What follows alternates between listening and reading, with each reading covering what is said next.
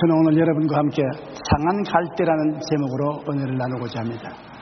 갈대밭에 가보면 상한 갈대들이 종종 바람에 이 불리고 저리 불리고 있는 것을 보게 됩니다. 짐승들에게 짓밟히기도 하고 바람에 부러지기도 합니다. 사람들은 이런 갈대를 보면 사비와 긍휼을 느끼지 아니합니다. 쉽게 그걸 끄덕버리는 것입니다.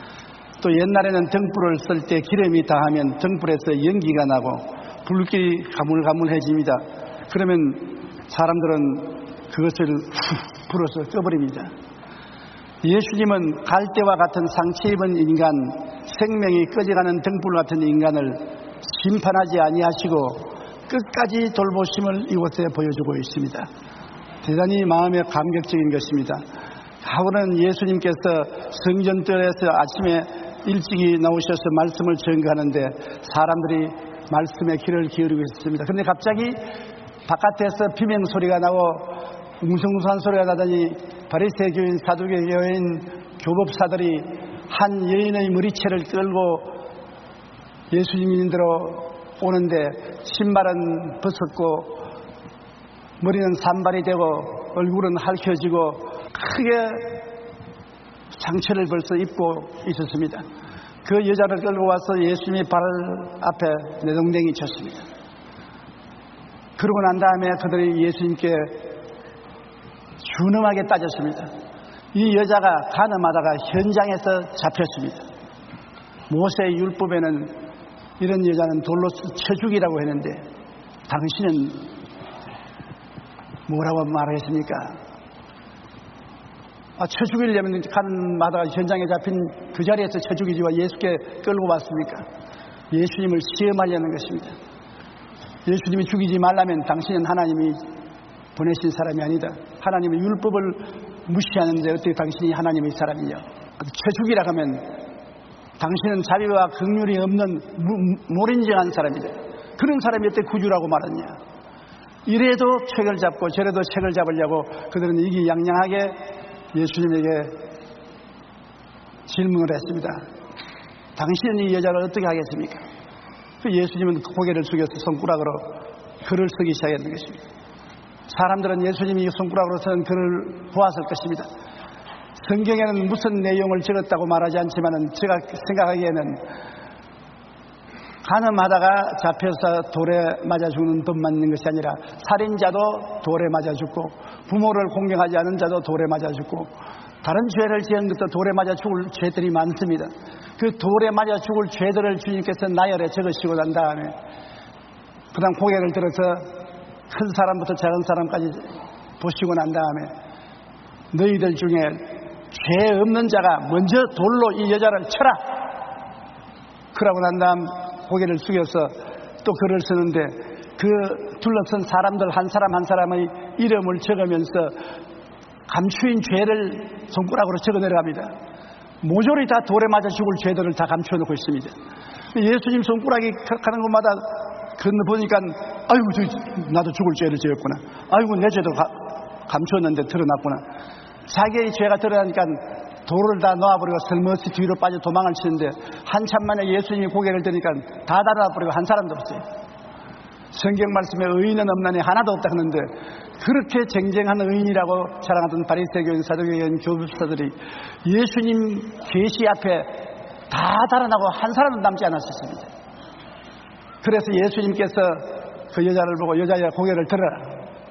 고개를 들었습니다. 너를 돌로 치는 사람이 있느냐?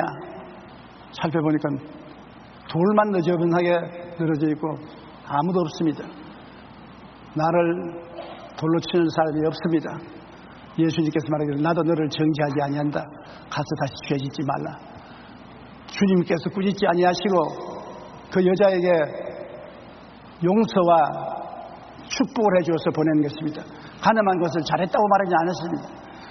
그러나 정죄해서 너를 돌로 죽이려고 하진 않는다. 가서 다시는 죄를 짓지 말고 올바른 생활을 하라. 이 여자는 상처 입은 갈대인데 예수님이 끄끄버리지 아니하시고 그 갈대를 도로 잘 보호해서 살려서 보내주신 것입니다. 오늘날도 우리는 쉽게 우리 이웃을 정죄합니다. 예수님은 이 세상에 정죄하러 오신 것이 아니라 용서하고 사랑하고 건지기 위해서 오신 것입니다. 주님이 오신 근본 목적이 사람들을 건지고 살리는 것이 근본 목적이지 정죄하고 죽이는 것이 예수 그리스도의 목적이 아닙니다. 그러므로 우리는 항상 예수 그리스도의 사랑에 마음에 깊은 관심을 가져야 되는 것입니다.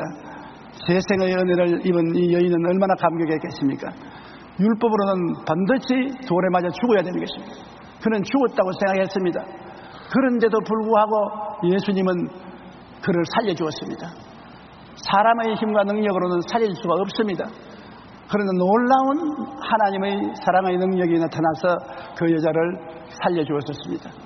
그와 같이 오늘날도 주님께서는 우리를 정죄하기를 원치 않습니다. 주님은 어찌하든지 우리에게 기회를 주시고 살리기를 원하시는 것입니다. 그리고 난 다음 성령을 주셔서 우리가 죄를 이기고 정상적인 생활을 하기를 원하시는 것입니다. 성자 프란시스의 일화 중에 유명한 이야기가 있습니다. 그의 제자 한 사람이 기도 중에 환상으로 천국에 가서 구경을 했는데 아주 보좌들이 많이 놓여 있는데 특별히 그 보좌 가운데 영광스럽고 아름다운 보좌가 있어서 이것은 누구를 위한 보좌입니까? 그 천사에게 물으니까 이것은 세상에서 가장 겸손한 성 프란시스를 위해서 예비한 보좌라고 말했습니다. 이 제자는 굉장히 감격해서 그 환상에서 깨어나서 스승인 성 프란시스를 만나서 제가 환상 중에 하늘에 가보니까 제일 영광스러운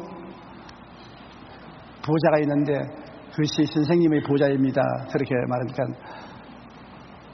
선생님은 너가 나를 어떤 사람으로 생각하느냐? 선생님 성자지요. 이 세상에서 나만큼 악하고 더러운 사람이 없다. 나는 악이요 죄 덩어리다. 그러니까 이 제자가 말했습니다. 선생님 너무 그렇게 자기를 비하하지 마십시오. 겸손도 너무 겸손하면 죄가 됩니다. 그래서 성 프란시스는 제자를 가만히 내려보면서 내가 겸손해서 그렇게 말하는 것이 아니다. 내게 베풀어 주신 은혜를 하나님이 다른 사람에게 똑같이 주었더라면 나보다 훨씬 거룩한 성자가 되었을 것이다. 나같이 못난 사람에게 하나님의 은혜를 주어서 이런 삶을 살 수 있도록 만들어 주셨으니 내가 한 것이 아니라 이건 하나님이 하신 것이다. 내 힘으로 나는 거룩한 삶을 살 수 있는 것이 아니다라고 그렇게 대답을 하는 것입니다. 우리 모두는 죽을 수밖에 없는 죄인입니다. 그러나 우리를 하나님이 택해서 불러서 성령으로 죄인인 것을 깨닫게 해주시고 우리를 도우사 회개하게 해주시고 예수님의 피로 용서하시고 거듭나게 만들어주신 것은 우리가 한 것이 아니라 하나님이 해주신 것입니다. 만세전에 하나님이 안 택했으면 우리가 주님을 알 택이 없습니다. 또 주님이 보혈을 흘려주지 않았으면 우리 죄악 덩어리를 씻을 수 없습니다.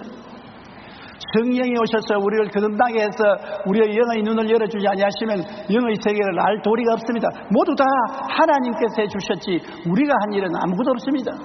우리는 오직 하나님이 이끌어 주신 대로 순종하여 따라가며 믿고 나왔을 따름인 것입니다. 하나님의 은혜로 말미암아 우리는 이 큰 축복을 받았습니다. 모든 것이 은혜이 우리가 자랑할 것이 아무것도 없는 것입니다. 그러므로 예수님께서는 오늘날도 상한 갈대를 떨지 않습니다. 우리는 우리 주변에 상한 갈대를 많이 봅니다. 우리 이웃에서 상한 갈대가 되어 있는 남녀를 보고 우리 주위에도 상한 갈대가 된 남녀를 봅니다. 상처를 입고 낙심하고 좌절하고 사람들에게 손가락질을 받는 사람을 봅니다. 사람들은 손가락질하고 같이 있기를 원치 않습니다.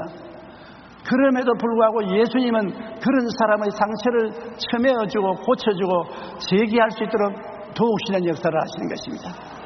그러므로 예수님이 이 세상에 잘못나고 버림받고 슬픔당하고 괴로운 사람들을 떠나지 않습니다.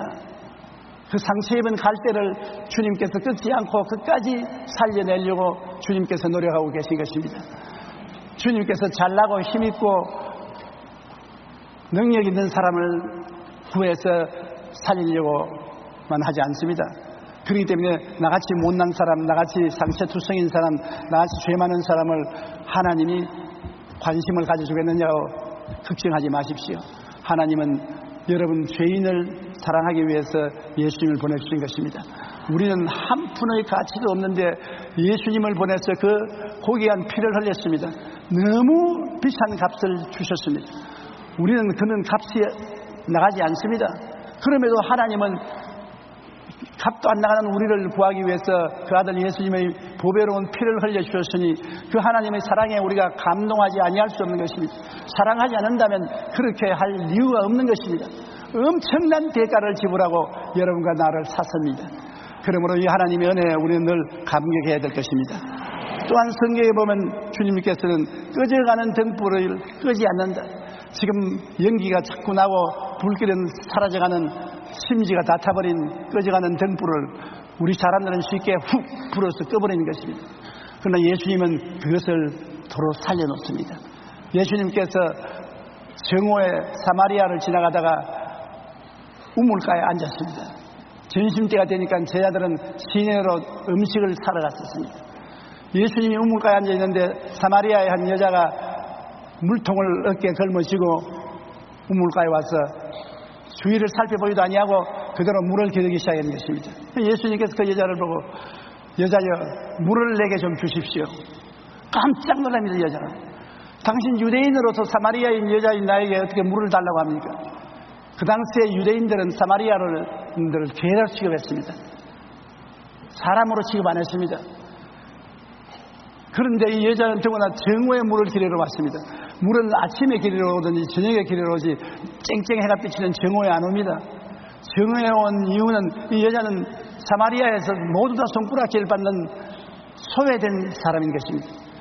그러므로 사람을 피해서 안 올 때 정오에 우물 기르러 왔습니다. 마음속에 이미 정죄받았고 마음속에 버림받은 심정을 가지고 있는 여자인 것입니다. 죄 많은 여자인 것입니다. 그런데 예수님이 이 여자에게 물을 달라고 하니까 이 여자가 기겁을 했습니다. 그게 예수님이 하신 말씀이 물을 좀 달라는 자가 누군지 네가 알았다면 네가 오히려 물을 구했을 것이요 내가 생수를 내게 줄 것이야. 뭐요? 생수를요? 이 우물물이 얼마나 깊은데 당신은 물길을 들어갈 데가 없으면서 어떻게 생수를 퍼냅니까? 이 우물은 우리 조상 야곱이 그 자녀들에게 파준 것이고 그 자녀들이 이 우물을 먹었는데 당신은 우리 조상 야곱보다 크니까.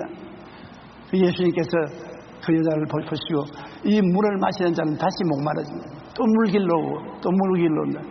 내가 주는 물을 마시는 영원히 목마르지 않고 다시 물길로 올 필요 없다. 그렇다면 그 물을 내게도 좀 주십시오. 나도 물길로 오지도 말고 목마르지도 않게 해 주십시오. 예수님이 고개를 끄덕끄덕하면서 당신 남편을 데리고 온다라. 여자가 고개를 푹 숙이면서 난 남편이 없나이다. 예수님이 맞다. 맞았어요. 당신은 남편이 5이 있었는데 5하고 다 헤어지고 이제 6번째 오다 가다 만난 사람과 살고 있다고. 눈을 크게 뜨고 당신이 이제 보니 선지자군요. 내 삶을 낱낱이 다 알고 있는데요. 사람들은 예배할 처소가 예루살렘에 있다고 하는데 우리는 사마리아에서 예배를 드린다. 주님께서 사마리아에서 말고 예루살렘에서 말고 이제는 신령과 진정으로 예배할 때가 왔나니 지금이 그때라. 하나님은 신령과 진정으로 예배하는 자를 찾으시나니라. 그러니까 이 여자가 너무 어려워지는 종교적인 문제가 되니까 장차 메시아가 올 것인데 이 메시아가 오시면 그 모든 문제를 우리에게 해결해 줄 것입니다. 예수님이 그 여자를 자세히 보시고 너가 지금 함께 일하고 말하고 있는 그 상대인 내가 그 메시아라고. 깜짝 놀랐습니다. 물동이도 두려워서 다 내버리고 그는 화닥닥 일어나서 그 길로 시내로 뛰어들어갔습니다. 사람들을 피하던 그가 예수님을 만나자 그 생에 순식간에 변화가 다가왔습니다. 죄의 용서와 새로운 삶의 의미와 가치가 마음속에 홍수처럼 다가왔습니다. 정말 마른 땅에 시냇물이 흐르듯이 말라 비틀어진 그 마음에 시냇물이 흐르기 시작했습니다. 그 나가서 사람들에게서 여러분 나를 따라와 보십시오. 나의 살아온 생애를 낱낱이 들여다보고 아시는 분을 만났는데 메시아입니다. 이분이 메시아인 것 같습니다. 모아보십시오. 온 동리가 다 나와서 예수님을 보고 말씀을 듣고 난 다음에는 며칠 더 있기를 간청해서 예수님이 며칠 더 있으면서 그들을 기도해주고 말씀을 전해주니까 큰 은혜를 받고 나중에 말하기를 너가 말함으로 우리가 믿는 것이 아니라 우리가 직접 듣고 보고 예수님이 메시아인 것을 믿는다고 말하는 것입니다. 그래서 예수님은 그 꺼져가는 등불 같은 이 죄인인 여자를 주님께서 정죄하지 아니하시고 스스로 죄를 자복하게 유도하시고 구원의 길로 이끌어서 생수를 마시게 해주신 것입니다. 요한복음 7장 37절로 38절에 누구든지 목마르거든 내게로 와서 마시라. 나를 믿는 자는 성경의 이름과 같이 그 배에서 생수의 강이 흘러나리라. 강이 흘러나리면 강가에는 오곡백가가 물에 있게 되는 것입니다. 강가에는 모든 생명이 살아나는 것입니다. 사막에 강물이 말라지면 모든 생물은 다 죽어버리는 것입니다. 우리의 마음속에 예수님이 주시는 생수의 강이 흐르면 믿음, 소망, 사랑, 의, 평강, 희락 모든 것이 살아 일어나는 것입니다. 모든 즐거움과 행복이 살아서 일어나는 것입니다. 우리는 예수의 생수의 강을 반드시 마셔야 되는 것입니다.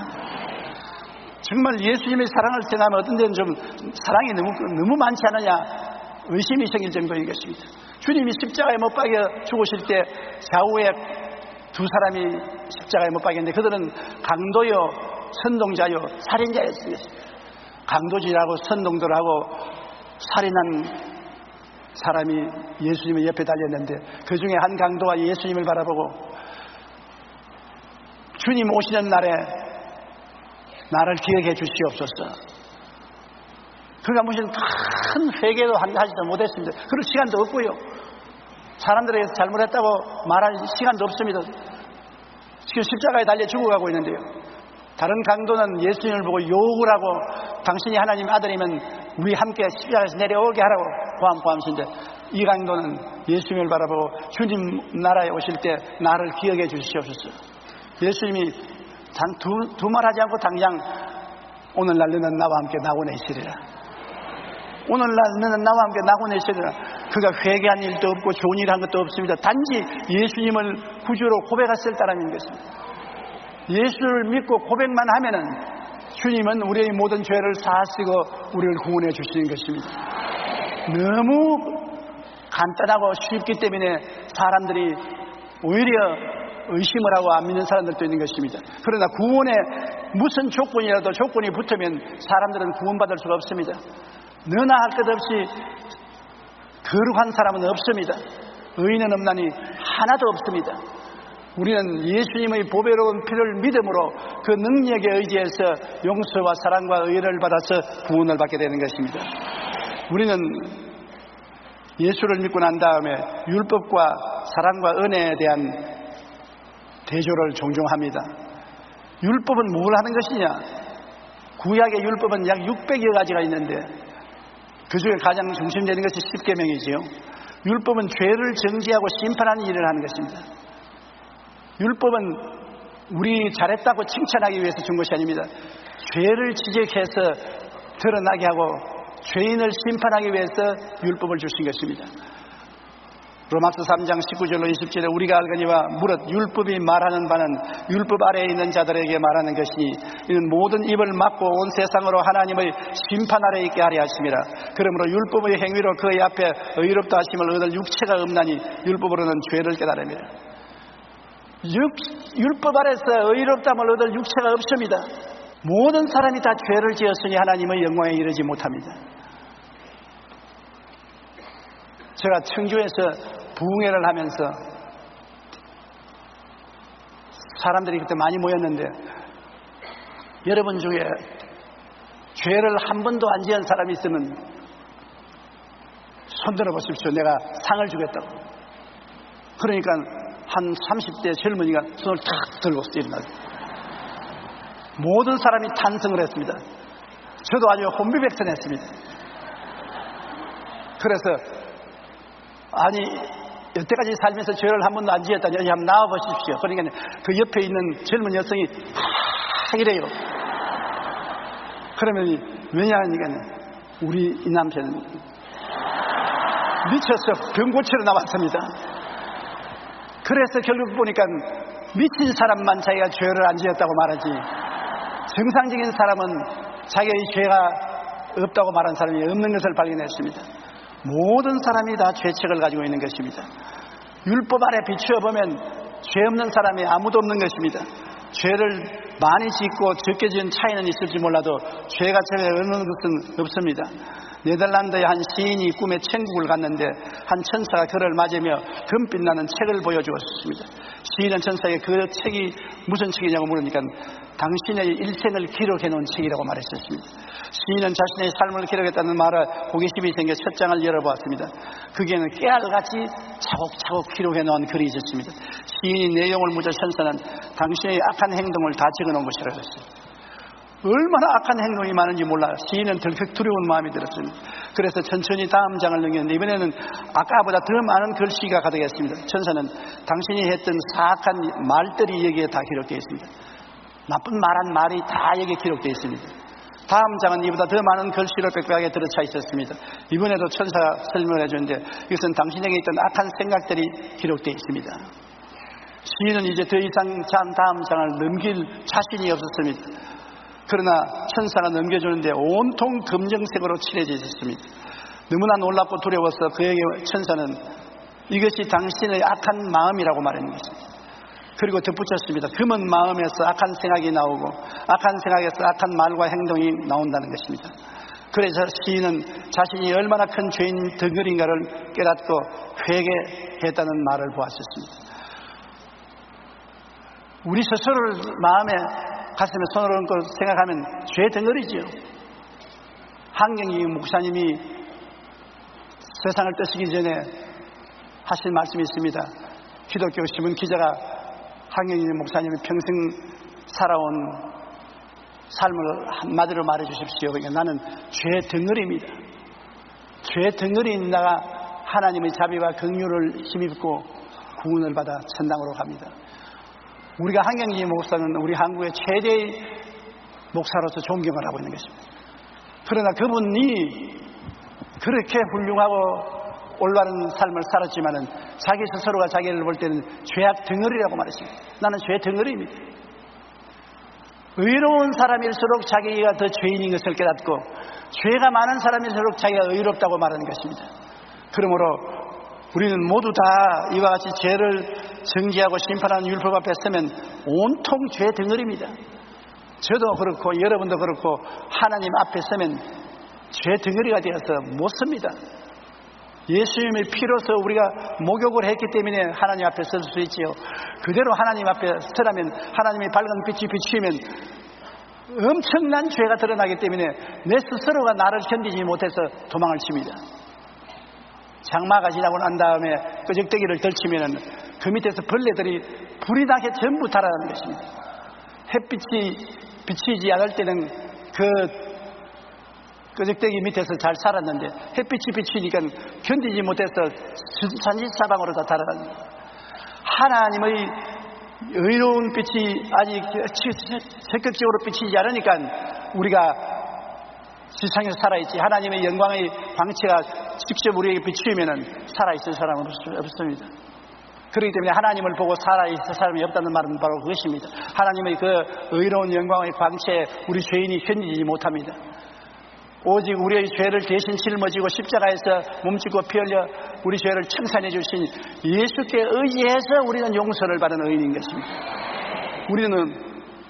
의인은 의인인데 행동으로 의인이 된 것이 아니고 용서받은 의인인 것입니다. 의라는 것은 죄를 한 번도 안 지은 상태가 의입니다. 평생에 죄를 한 번도 안 지어야 의인이 되는 것입니다. 그런데 우리는 하나님의 의인이라고 말합니다. 예수님의 피 때문에 하나님이 우리를 의인으로 불러주시는 것입니다. 보혈을 의지하지 않으면 안 되는 것입니다. 율법을 지키는 사람은 모두 다 위선자입니다. 나는 율법을 지키고 삽니다. 위선자입니다. 거짓말쟁입니다. 율법을 다 지키고 사는 사람이 어디 있습니까? 갈라디아서 3장 10절로 11절에 무릇 율법 행위에 속한 자들은 저주 아래 있나니 기록된 바 누구든지 율법책에 기록된 대로 모든 일을 항상 행하지 아니하는 자는 저주 아래 있는 자라 하였음이라. 또 하나님 앞에서 아무도 율법으로 말미암아 의롭게 되지 못할 것이 분명하니 이는 의인은 믿음으로 살리라 하였습니다. 모든 일에 항상 의롭게 살 수 있는 사람은 없지요. 그러므로 율법 앞에서 다 정죄되고 죄인으로 드러나는 것입니다. 우리는 믿음으로 말미암아 의롭게 되지 율법을 지켰다고 어깨에 힘주는 사람인 것이면 그 사람은 위선자인 것입니다. 무슨 일이 생기면 법대로 합시다, 법대로 해요. 법대로 하면 살아남을 사람이 아무도 없어요. 세계적으로 유명한 신학자이면서 설교가인 미국의 아이언사이드 목사님이 그 교회에서 당회를 하는데 갑자기 청년인 하나가 손을 들더니 큰 소리로 호함을 쳤습니다. 법이요, 법대로 합시다. 이 말을 듣던 아이언사이드 목사가 그를 보고 이렇게 말했습니다. 여보게 젊은이, 법대로 하기를 원하는가? 만약 하나님께서 자네를 법대로 다루고 싶다면 자네는 어떻게 되었을까? 자네는 벌써 지옥에 가서 앉아있을 것이다. 법은 우리가 살아가는데 편하도록 하기 위해서 만들어 놓은 것이지, 그 법을 지켜서 법이 우리를 의롭게 만들 정도로 되지는 못합니다. 우리는 항상 법보다도 사랑과 은혜를 중심으로 해서 살아야 되는 것입니다. 사랑은 용서와 은혜를 주시는 것입니다. 법은 정죄하고 심판하지만은 사랑은 용서와 은혜를 주시는 것입니다. 하나님은 우리를 사랑하기 위해서 예수님을 보낼지 우리를 정죄하고 심판하기 위해서 예수님을 보낸 것은 아닙니다. 요한복음 3장 16절로 17절에 하나님이 세상을 이처럼 사랑하사 독생자를 주셨으니 이는 그를 믿는 자마다 멸망하지 않고 영생을 얻게 하려 하심이라. 하나님이 그 아들을 세상에 보내신 것은 세상을 심판하려 하심이 아니요 그로 말미암아 세상에 구원을 받게 하려 하심이라. 여러분, 구원받는 일이 얼마나 쉽습니까? 이 성경에 독생자를 주셨으니 이는 그를 믿는 자마다 멸망하지 않고 영생을 얻는다. 믿지 않는 자는 멸망을 받는데 믿기만 하면 멸망을 받지 않고 영생을 얻는다. 잘난 사람, 못난 사람, 배운 사람, 못 배운 사람, 있는 사람, 없는 사람 차별이 없어요. 믿기만 하면 영원한 생명을 얻는 것입니다. 그러기를 위해서 주님이 예수님을 우리에게 보내주셨으니 그 사랑을 우리가 항상 마음속에 감격스럽게 느껴야 되는 것입니다. 제4세기에 활동한 사막의 수도사 아빠 미오스에게 한 군인이 질문을 했습니다.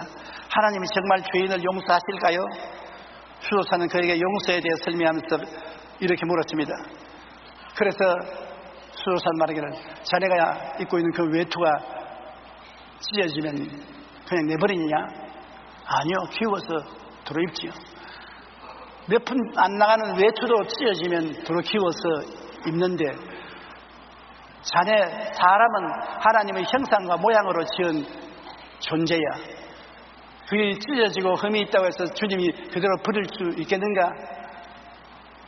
주님께 나오면 다 주님이 꼬매어서 고쳐서 구원으로 인도해 주시는 것이 주님의 은혜는 그것이 바로 하나님의 사랑이란다. 우리가 아끼고 소중히 여기는 것은 결코 함부로 버리지 않습니다. 하물며 하나님께서 그 무한한 사랑으로 우리에게 용서와 은혜를 베풀어 주신 것입니다. 하나님께서 상한 갈대도 아무 가치가 없습니다. 바람에 휘날리는 상한 갈대 그래서 내버려 놓아도 스스로 꺾일 것도 주님이 붙잡아서 일으켜 주시고 첨해 주셔서 쓸 수 있게 만드는 것입니다. 꺼져가는 심지 국불을 부르고 꺼질 것인데 그걸 주님께서 폭을 돋아주시고 기름을 부으셔서 도로 불을 붙게 만들어 주시는 것입니다. 그것은 하나님께서 우리를 얼마나 사랑한다는 것을 예수님을 통해서 보여주신 것입니다. 시편 103편 8절로 9절에 야훼는 긍휼이 많으시고 은혜로우시며 노하기를 더디하시고 인자하심이 풍부하시도다. 자주 경책지 아니하시며 노를 영원히 품지 아니하시리로다. 하나님은 긍휼이 많으십니다. 많이 불쌍히 여깁니다. 부모님은 자식에 대해서 긍휼이 많습니다. 이웃 사람들은 그렇지 않지만은 부모는 긍휼이 많습니다. 하나님은 우리의 부모이기 때문에 우리에 대해서 긍휼이 많고 우리에게 은혜로우시고 쉽게 노하여 채찍을 들지 아니하시고 우리를 불쌍히 여기는 마음이 풍부하신 것입니다. 늘 꾸짖지만 아니하시고 하나님은 노하실 때도 계시지만 노를 오래 품지 않으시는 하나님이신 것입니다. 우리는 하나님의 사랑을 마음속에 늘 감격적으로 받아들여야 되는 것입니다. 하나님은 여러분을 사랑하십니다. 여러분도 하나님을 사랑하시기를 주님 이름으로 축원합니다. 또한 예수님의 은혜를 기억해야 되는 것입니다. 하나님이 예수님을 사랑으로 보냈지만은 순종해서 와서 온갖 모욕과 고통을 당하시고 못에 박혀 몸짓고 피 흘려 죽으신 것은 예수님인 것입니다. 하나님은 우리에게 사랑을 베풀어 주시고 예수님은 하나님의 사랑으로 오셔서 우리에게 은혜를 베풀어 주신 것입니다. 로마서 4장 25절에 예수는 우리가 범죄한 것 때문에 내어 죽음이 되고 또한 우리를 의롭다 하시기 위하여 살아나시느니라. 죄의 값은 사망입니다. 죄의 값은 사망은 죄에 진 사람이 들어가는 감옥입니다. 한번 죽고 영원히 나오지 못하는 것은 죄를 못 갚으면 영원히 죽음의 감옥에 있는 것입니다. 그러나 죄를 갚으면 감옥에 갇혀있지 않고 나옵니다. 다른 모든 성자들은 다 죽고 난 다음에 아직까지도 무덤이 있고 나오지 못했습니다. 예수님은 의로운 하나님의 아들이 우리 죄를 대신 짊어지고 감옥에 들어가서 3일 만에 죄값을 다 지불하고 살아났던 것입니다. 그것이 우리가 용서받았다는 증거인 것입니다. 우리 죄를 걸머지고 죽음이라는 감옥에 들어갔는데 영원히 못 나왔으면 우리는 영원히 죄인이지요. 사흘 만에 다 갚아버렸습니다. 내가 다 이루었다, 다 청산했습니다. 죄를 한 번도 안 지은 것처럼 주님께서 만들어주셨습니다. 그리고 그 증거로 살아나셨습니다. 그러므로 성경 말씀대로 우리 범죄 때문에 주님이 죽음에 내어줌이 되고 그가 살아남으로 말미암아 우리를 의롭다고 말하게 된 것입니다. 그러므로 예수 때문에 우리는 죄에서 용서함 받고 영원히 살아나는 것입니다. 마귀가 우리를 더 이상 괴롭히지 못합니다. 우리는 죄값을 다 갚았다고 큰 소리 할 수 있는 것입니다. 예수님이 날 대신 감옥에 들어가서 죄를 다 갚고 나왔으니 나는 죄인 아니다. 난 예수 그리스도로 말미암아 의롭게 된 사람이다. 죄를 한 번도 짓지 않았다. 하나님 앞에 부끄러움 없이 설 수 있다. 마귀는 나를 참수하지 못한다. 네가 참수할 죄가 없다. 우리는 담대하게 그렇게 말할 수가 있는 것입니다. 에베소서 2장 8절로 9절 우리 다 같이 한번 읽어보십시다.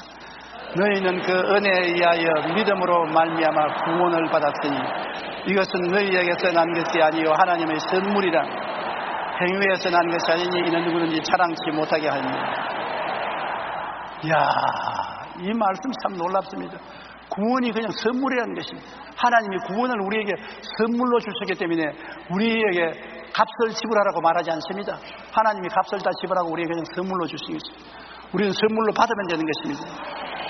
우리 행위에서 하나님이 구원해 주신 것이 아닙니다. 그러면 우리가 자랑할 것 하나도 없어요.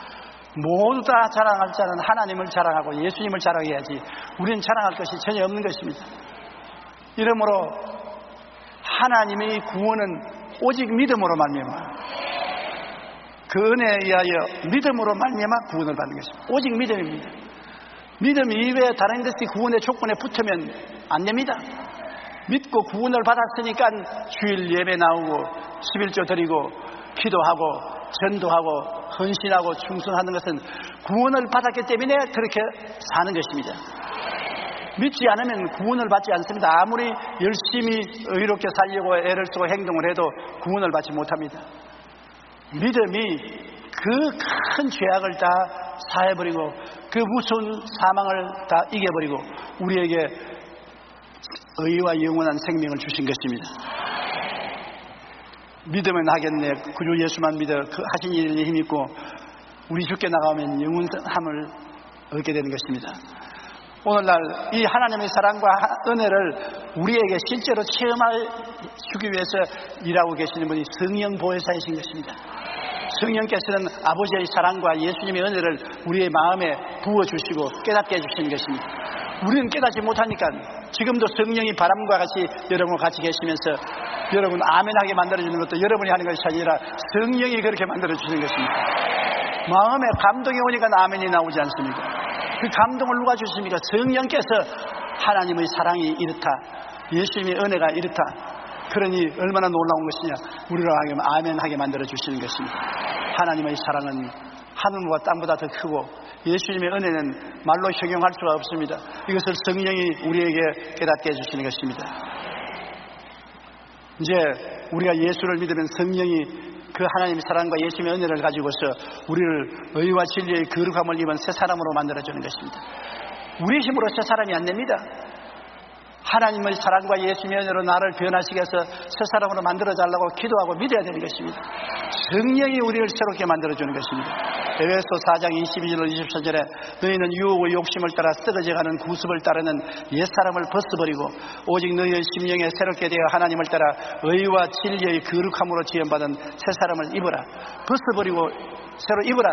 우리 힘으로 벗지도 못하고 우리 힘으로 입지도 못합니다. 성령이 도와주셔서 유혹의 욕심을 따라 쓰러져가는 구습을 따르는 옛사람을 벗어버릴 수가 있는 것입니다.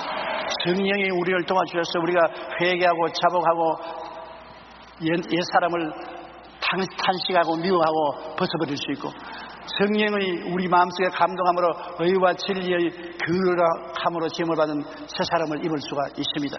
그러면 우리 신앙에 절대적인 도움을 주시는 분이 성령님이신 것입니다. 따라 말씀해서 성령님이 일평생 나와 같이 계십니다. 그러므로 여러분이 성령께 자꾸 도움을 구해야 되는 것입니다. 성령님, 또 옛사람이 살아 일어나니 옛사람을 벗어버리게 해 주시옵소서. 성령님, 하나님의 사랑과 예수님의 은혜로 나를 새롭게 만들어 주시옵소서. 나에게 힘을 주옵소서. 항상 여러분을 돕기 위해서 성령님이 같이 계시고 성령님이 여러분과 나를 새로운 삶으로 살도록 도와주시는 것입니다. 디한 박사가 율법과 은혜에 대하여 7가지 아주 간략하게 표현을 했습니다. 첫째, 율법은 가장 선한 사람도 정죄하지만 은혜는 가장 악한 사람도 구원한다. 율법은 가장 선한 사람도 죄인으로 정죄하는데 은혜는 가장 악한 사람도 구원을 하시는 것입니다. 둘째, 율법은 죄의 삭은 사망이라 말하나 은혜는 하나님의 은사는 영생이라고 말합니다. 셋째, 율법은 죄의 빚을 갚으라고 하지만 은혜는 이미 죄값을 지불했다고 말합니다. 넷째, 율법은 죄를 깨닫게 하지만 은혜는 죄로부터 구원받게 도와준다. 다섯째, 율법은 돌에 새겼으나 은혜는 마음에 기록한다. 여섯째, 율법은 두려움을 가져오다 은혜는 화평과 확신을 가져다 준다. 일곱째, 율법은 복종을 강요하지만 은혜는 순종하는 능력을 주십니다. 강제로 율법은 하라, 하지 마라 명하지만 하나님의 성령은 우리가 와서 순종하고 싶은 마음이 생기도록 하는 것입니다. 자원해서 순종하고 자원해서 하나님 뜻대로 살도록 능력을 주시는 것입니다. 율법이 죄를 드러나게 하고 준엄한 심판을 내리는데 반해 하나님의 사랑과 예수님의 은혜는 그 죄를 덮어버리고 심판을 무력화시킵니다. 성령께서는 우리에게 이 하나님의 사랑과 예수님의 은혜를 깨닫게 하고 마음에 부어주시는 것입니다. 우리는 모두 상한 갈대요 생수에 갈급한 인간입니다. 상한 갈대 아닌 사람이 누가 있습니까? 우리 다 상한 갈대 아닙니까?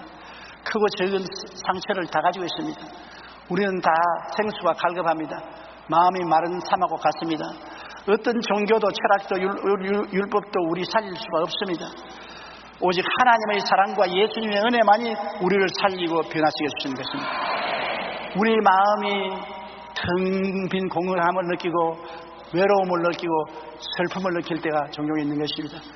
내 마음이 왜 이럴까? 왜 이렇게 외롭고 쓸쓸하고 사는 것이 즐겁지 않고 희망이 없는가? 그것은 우리 마음속에 하나님 아버지와 예수 그리스도가 중심에 꽉 들어오지 않았기 때문에 그런 것입니다. 나도 모르는 사이에 세속 일에 바빠서 하나님 아버지와 예수님의 은혜를 잊어버리고 살 때가 있는 것입니다. 그럴 때 마음에 공허감이 생기는 것입니다. 언제나 우리 마음 중심은 하나님 아버지의 사랑과 예수님의 은혜로 꽉 들어차야 되는 것입니다. 무엇을 하든지 하나님의 사랑과 예수님의 은혜 중심으로 살아야 되는 것입니다. 그래야 우리는 마음의 고통과 괴로움을 당하지 않고 살아갈 수가 있는 것입니다. 릭 위렌 목사는 만나고 싶은 예수라는 그의 책에서 현대 경영의 아버지이며 20세기의 가장 명석한 사상가 중 한 사람인 피터 드러커에 대한 이야기가 있습니다. 몇 년 전에 릭 위렌 목사가 피터 드러커의 집을 방문하여 어떻게 예수 그리스도를 당신같이 훌륭하고 지혜가 많고 돈이 많은 사람이 예수님을 구주로 받아들이게 되었습니까? 묻자 그는 잠시 생각하더니 이렇게 대답했습니다. 마침내 은혜를 깨닫던 그날 세상이 이보다 더 수지만한 일이 없다는 것을 알았다고. 예수 그리스도의 은혜를 깨닫고 나니까 세상에 어떤 일도 이것보다 더 수지만한 일이 없다. 은혜로 말미암아 영생을 얻게 되는 것을 보니 그 수지가 얼마나 많습니까? 세상 다른 일보다도 그런 수지가 많은 일이 없다는 것입니다. 어떤 종교도 철학도 명석한 사상과 신학도 과학도 우리를 살리지 못합니다. 오직 하나님의 사랑과 예수님의 은혜만이 우리를 살리고 성령의 역사로 우리를 변화시켜 주는 것이기 때문에 정말로 수지가 맞는 일인 것입니다. 우리의 힘과 노력으로 되는 것이 아니고 하나님의 사랑이 오시고 예수님의 은혜가 우리를 감싸 주시고 성령이 우리를 붙들어서 변화시켜 주시고 우리는 그 가운데서 하나님의 축복을 받아서 택하신 족속이요 왕같은 제사장이요 거룩한 나라요 그 소유된 백성이 되고 하나님의 영원한 영광을 선물로 받게 되었으니 수지 맞았어요, 안 맞았어요? 아주 수지 맞았죠. 정말로 축복을 받은 것입니다. 우리는 하나님 아버지와 우리 주 예수님과 성령 삼위일체 하나님께 너무나 감사하고 항상 영광과 찬송을 돌려야 됩니다. 하나님 아버지가 모든 것을 다 계획하시고 예수님은 아버지의 계획을 따라 모든 것을 다 실천하시고 성령님은 예수님이 실천한 모든 것을 우리에게 깨닫게 해주시고 나누어 주시는 것입니다. 그렇게 행하시는 역사는 다르지만 아버지와 아들과 성령은 한 하나님이시라는 것을 알아야 되는 것입니다. 그러므로 우리가 아무리 상한 갈대가 되더라도 아무리 꺼져가는 심지 같은 인생이라도 하나님 아버지의 사랑과 예수님의 은혜와 성령의 축복은 우리를 떠나지 않는 것입니다. 내가 부러진 갈대라고 낙심하지 마십시오. 나는 아무도 인정해 주지 않는 꺼져가는 등불이라고 낙심하지 마십시오. 하나님이 여러분을 무시하지 않는데요, 예수님이 여러분을 사랑하는데요, 성령이 여러분과 같이 계신데요, 우리가 사람의 평론에 좌우될 것 없습니다. 사람은 우리에게 영생을 주지 못합니다. 오늘 있다가 내일 사라지는 사람이 무슨 힘이 있습니까? 모든 인생은 풀과 같고 연기와 같은 것입니다. 풀은 시들고 연기는 사라지는 것입니다. 영원한 아버지와 예수님과 성령님이 여러분을 두 손을 내밀어 끌어안고 사랑하시는 것입니다. 그리고 하나님의 영원한 천국에 참여하기를 원하시는 것입니다. 그것이 제일입니다. 돈도 사라집니다. 지위도 사라집니다. 명예도 사라집니다. 권세도 사라집니다. 청춘도 사라지는 것입니다. 저는 착각을 하고 살고 있는 것입니다. 지금 또 17살 같은 마음이 생겨요. 내가 17살이라고 착각을 하지. 그런데 박수 칠 것이 못하는 것이 실제로 알고 보니까 73살이에요. 이런 착각을 하고 우리가 사는 것입니다. 이 세상의 손에 무엇을 쥐고 있으면 영원히 내 것인 줄 알지만은 착각입니다. 다 물거품을 손에 쥐는 것입니다. 쥐었다고 하면 꺼져버리고 마는 것입니다. 오직 영원한 것은 하나님 아버지의 사랑과 예수님의 은혜와 성령의 역사밖에는 영원한 것이 없습니다. 항상 이 영혼을 가슴에 품고 그 영혼의 가슴에 안겨 사는 여러분 되시기를 주님 이름으로 축원합니다. 우리 기도드리겠습니다.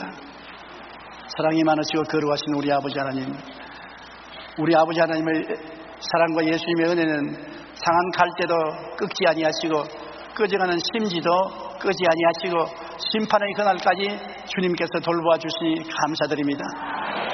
우리는 용기와 담력을 얻고 하나님 앞에 나오고 예수님께 의지하오니 하나님 붙들어 주셔서 다시 살아나고 다시 힘을 얻고 일어설 수 있도록 도와주시옵소서. 성령이여 우리의 두한 마음을 밝혀주시옵시고 우리를 변화시켜 주시고 항상 주님을 즐겁게 하는 의와 진리의 거룩함으로 지음을 받은 새 사람을 입고 살게 하여 주시옵소서. 하나님의 기적을 우리에게 충만히 채워주시옵소서. 예수님 이름으로 기도드립니다. 아멘. 풍성한 삶을 주신 예수님이라는 제목으로 은혜를 나누겠습니다. 하나님께서 원래 지은 우주는 가난하고 헐벗고 굶주린 점에는 전에도 없었습니다. 아담이 마귀의 꾀에 빠져서 시험을 당하고 하나님을 거역하지 아니했으면 기가 막히게 잘 살고 있을 것입니다. 그러나 마귀의 꾀을 받아서 하나님을 반역하고 하나님과 같이 되려고 하다가 저주를 받아서 오늘 이렇게 고달프게 살고 있습니다. 그런데 이 타락에서 저주를 받아서 고약한 처지에 있는 우리 인류들을 예수님께서 불쌍히 여기셔서 우리를 대신해서 죽으시고 부활함으로 평생 삶을 주셨습니다. 누구든지 예수님의 십자가를 의지하고 믿음으로 나아가면 하나님의 넘치는 은혜, 풍성한 삶을 누리게 될 것입니다. 어려울 때 우리는 하나님을 찾아야 될 것입니다. 인생의 어려움을 당할 때 낙심하지 말고 여러분 다 개인적으로 하나님을 찾으십시오. 열왕기하 4장 1절에 보면 좋은 예가 있습니다. 선지자 제자들의 아내 중 한 여인이 엘리사에게 이르러서 당신의 종 나의 남편님이 죽었는데 당신의 종이 야훼를 경외한 줄 당신이 아시나이다. 이제 빚준 사람이 나의 두 아이를 데려다 종을 삼고자 하오니 좀 살려주십시오. 그래. 그때는 우리 교회가 성도들이 당회장에 나와서 빚 좀 갚아달라는 것과 같습니다. 나에게도 빚 갚아달라고 오는 성도들이 제국에 있어요. 며칠 전에도 나에게 꼭 만나자고 해서 만나니까 미안하지만은 당장 오늘로 2억만 빌려주십시오. 내가 목사님 돈은 안 떼먹을 테니까.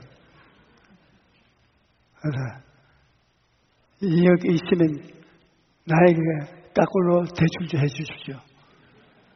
내가 부활절도 다가오고 설 곳이 많으니까 2억을 나에게 좀 주십시오. 우리가 어려움을 당하면 사람들을 찾아가서 도움을 청하며 했습니다. 그러나 하나님을 찾아가고 의지해야지 어려울 때 사람 찾아가서 효과 없습니다. 하나님께 맡겨놓고 가만히 하나님 손길이 움직이는 것을 보면 희한하게 문제를 해결해 주는 방향으로 이끌어 주는 것입니다. 하나님께서는 이사야 41장 17절에 말씀하시기를 가련하고 가난한 자가 물을 구하되 물이 없어서 갈증으로 여기 해가 말할 때 야훼가 그들에게 응답하겠고 나 이스라엘 하나님이 그들을 버리지 아니할 것이라 그렇게 말씀하셨습니다. 그러므로 어려울 때 하나님을 찾으면 하나님께서 크고 놀라운 일을 행하시게 되는 것입니다. 우리는 예수님 이름으로 하나님을 기도할 수 있는 길을 가르쳐 주십니다. 요한복음 16장 24절에 지금까지는 너희가 내 이름으로 아무도 구하지 아니하였으나 구하라 그리하면 받으리니 너희 기쁨이 충만하리라. 예수 이름으로 가지고 이제 하나님께 기도하면 하나님이 기가 막히게 응답해 주신다는 것입니다. 요한복음 16장 24절에 지금까지 너희가 내 이름으로 아무것도 구하지 아니하였을 때 구하라 그래야면 받으리니 너희 기쁨이 충만하여요.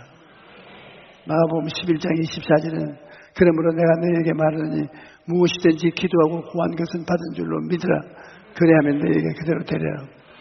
히브리서 11장 6절에는 믿음이 없이는 하나님을 기쁘시게 하지 못하느니 하나님께 나아간 자는 반드시 그가 계신 것과 또한 그가 자기를 찾는 자들에게 상 주신 이심을 믿어야 할지니라. 풍성하게 채우심을 받기 위해서 예수님 이름으로 아버지 하나님께 나가서 기도해야 됩니다. 하나님께서 그 구하는 자의 필요를 채우시되 그냥 채우시는 게 아니라 풍성하게 채우시는 것입니다. 열왕기 4장 2절로 6절에 보면 엘리사가 그에게 이르되 내가 너를 위하여 어떻게 하라 내 집에 무엇이 있는가 내게 말하라. 그가 이르되 계집종의 집에 기름 한 그릇 외에 아무것도 없나이다 하니 이르되 너는 밖에 나가서 모든 이웃에 그릇을 빌리되 빈 그릇을 빌리되 조금 빌리지 말고 나는 내 두 아들과 함께 들어가서 문을 닫고 그 모든 그릇에 기름을 부어서 차는 대로 옮겨 넣게 하라. 여인이 물러가서 그의 두 아들과 함께 문을 닫은 후에 그릇을 그애로 가져오라. 그는 부었더니 그릇에 다 찬지라. 여인이 아들에게 이르되 또 그릇을 가져오너라 하니 아들이 이르되 다른 그릇이 없나이다 하니 기름이 거셨더라.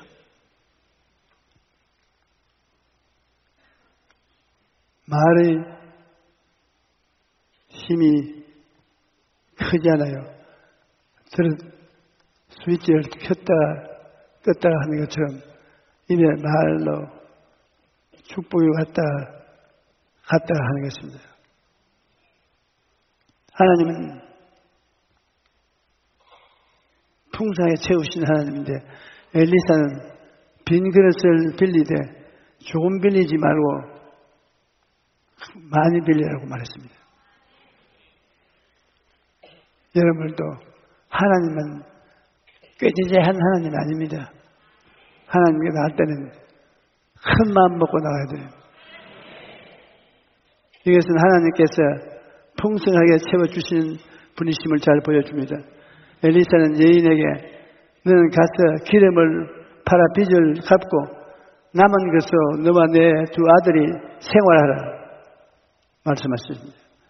여인은 단지 두 아들이 종이 되지 않고 자유롭게 살 수 있도록 빚을 갚아달라고 구했는데 하나님께서 빚을 갚아줄 뿐 아니라 기름을 풍성히 주셔서 그들의 생활비까지 보태어 주셨습니다. 빚 갚을 돈만 달라고 했는데 하나님께서는 빚도 갚아주고 생활비까지 마련해 주신 것입니다. 모세는 이스라엘 40년 광야 생활을 회사하면서 이렇게 말했습니다. 내 하나님 야훼께서 내가 하는 모든 일에 내게 복을 주시고 내가 이 큰 광야에 두루 다님을 알고 내 하나님 야훼께서 이 40년 동안 너희와 함께 하셨으므로 내게 부족함이 없으리라. 또 사도 바울은 나의 하나님이 그리스도 예수 안에서 그 풍성한 대로 모든 것을 설 것을 채워주신다. 이들은 모두 풍성하게 채우시는 하나님을 경험했기 때문인 것입니다. 환경에 어떻게 되는지 환경을 바라보지 말고 하나님을 바라보고 믿음으로 보여야 되겠습니다. 환경을 보고 없는 것만 보고 하나님께 원망을 하고 그렇게 되면 응답을 받지 못합니다. 에레미야서 33장 3절에 너는 내게 부르짖어라. 내가 내게 응답하겠고 내가 알지 못하는 크고 은밀한 일을 내게 보이리라. 이 구절은 제가 아마 이 자리에 모이신 여러분하고 다 비교해서 제일 많이 사용하는 구절입니다. 이 여의도 교회를 지을 때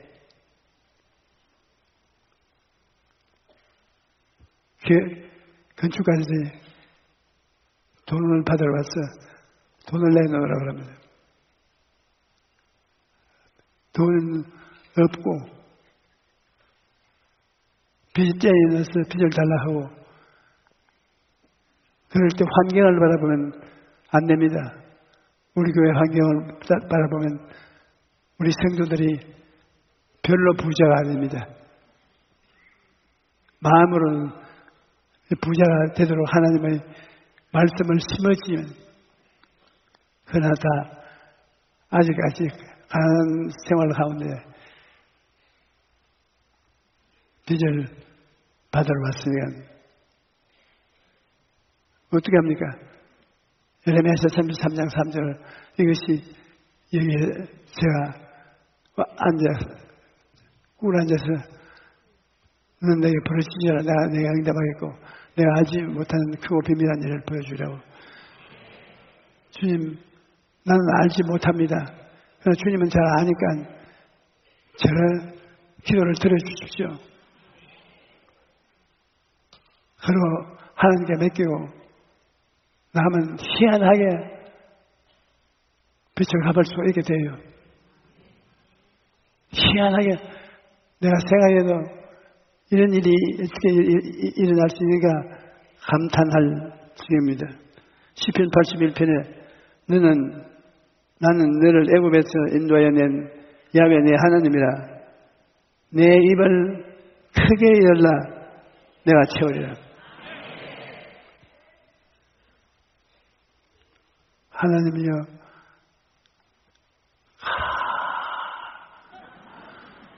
내 크게 입을 여니 내가 채워주시옵소서. 하나님께서는 여러분을 빈손으로 나가게 하지 아니할 것입니다. 크신 하나님을 바라봐야 돼요. 어려움을 당할 때 두 가지 부류의 사람들이 있습니다. 첫째 부류의 사람은 문제가 얼마나 큰가를 생각하는 사람이 있는가 하면은 두 번째 사람은 하나님이 얼마나 크신 분인가를 생각하는 사람이 있습니다. 문제가 얼마나 큰가를 생각하는 사람은 이 문제는 절대 해결할 수 없다. 포기하고 맙니다. 하지만 하나님이 얼마나 큰가를 생각하는 사람은 하나님이 도와주실 것을 믿고 담대히 나아가는 것입니다. 그러므로 문제를 바라보지 말고 전능하신 하나님, 우리를 도우시는 좋으신 하나님을 바라봐야 되는 것입니다. 하나님께서는 내 믿은 대로 될지라고 말씀하시는데 빌립은 예수님이 군중에게 떡을 먹이라고 하였을 때 못한다고 대답했습니다.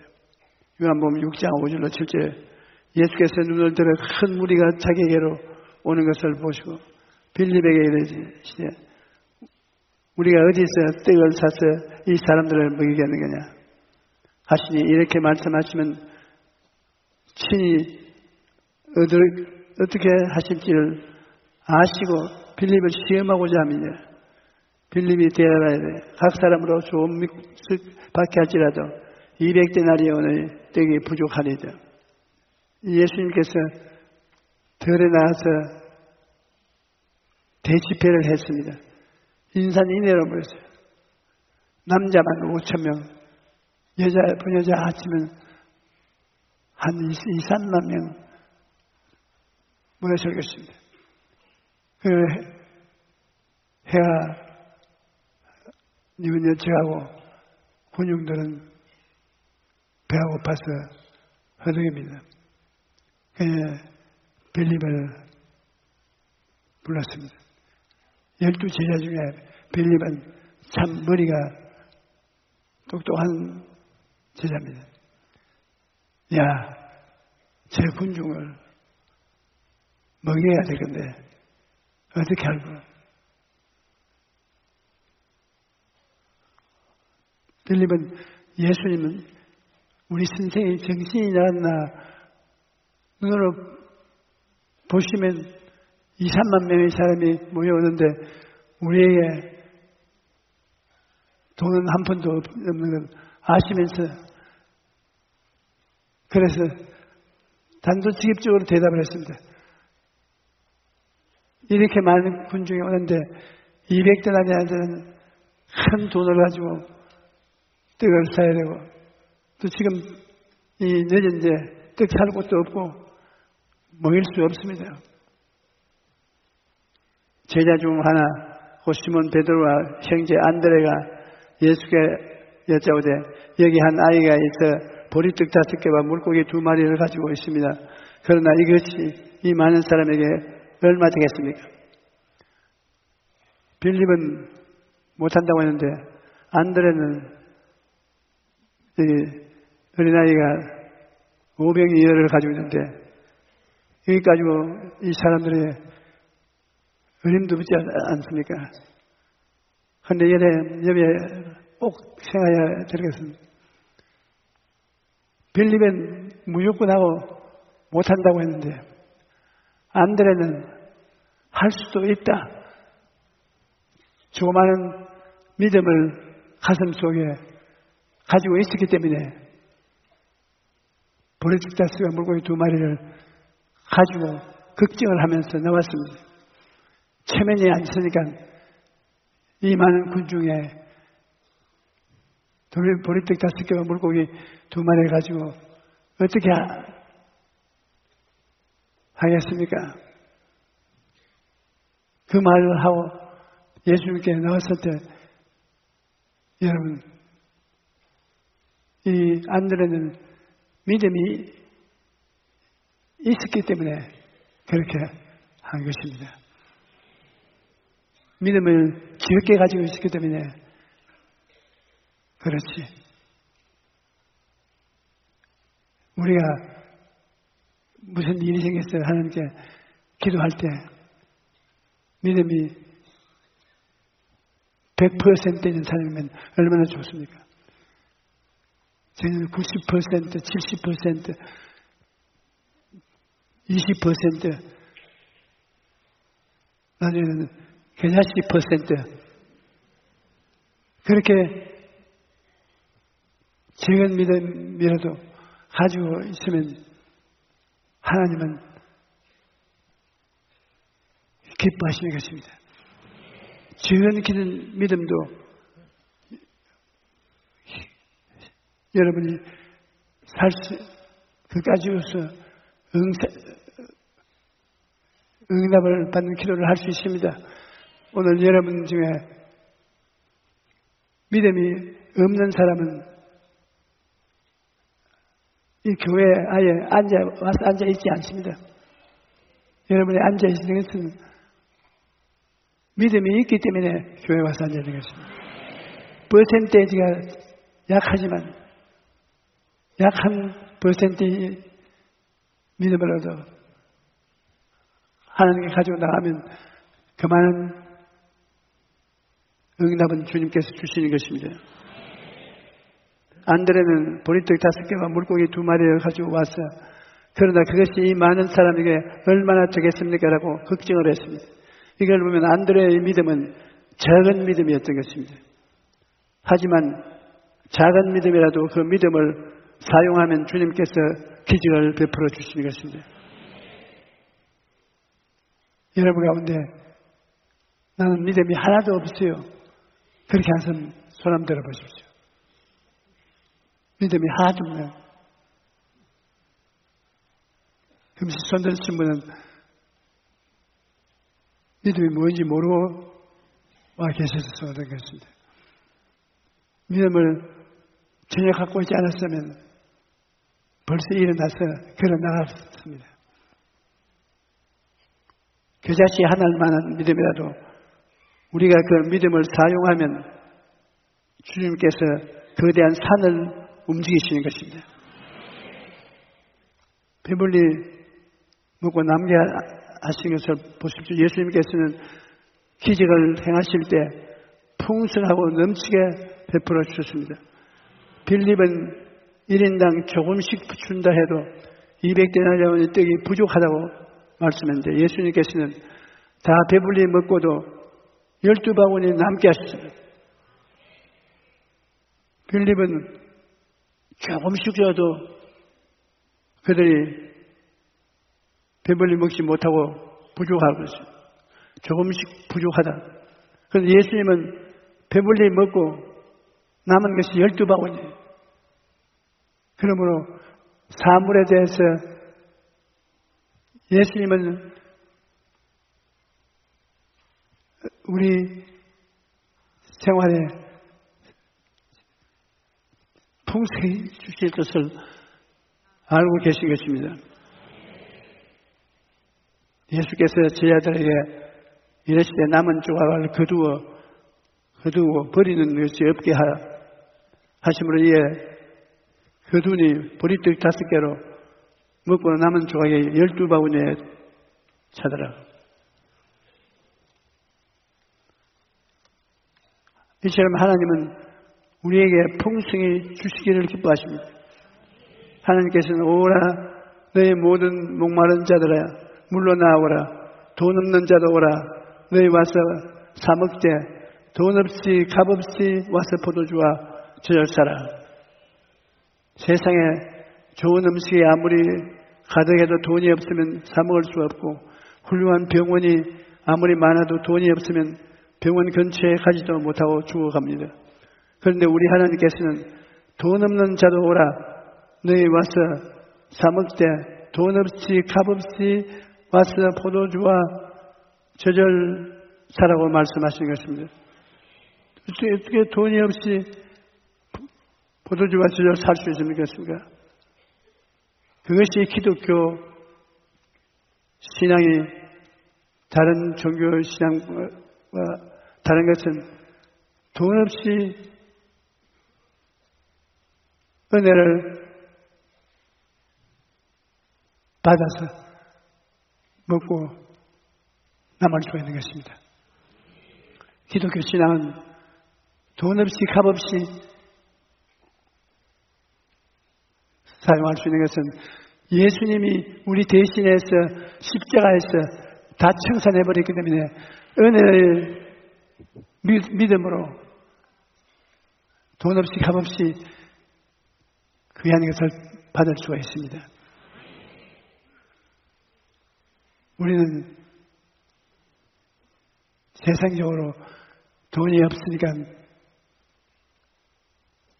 못한다고 하지만 여러분 하나님이 역사하면 참 기가 막힌 일을 하면서 제가 한참 내 앞길도 닦기가 힘들어서 여의도에서 고생할 때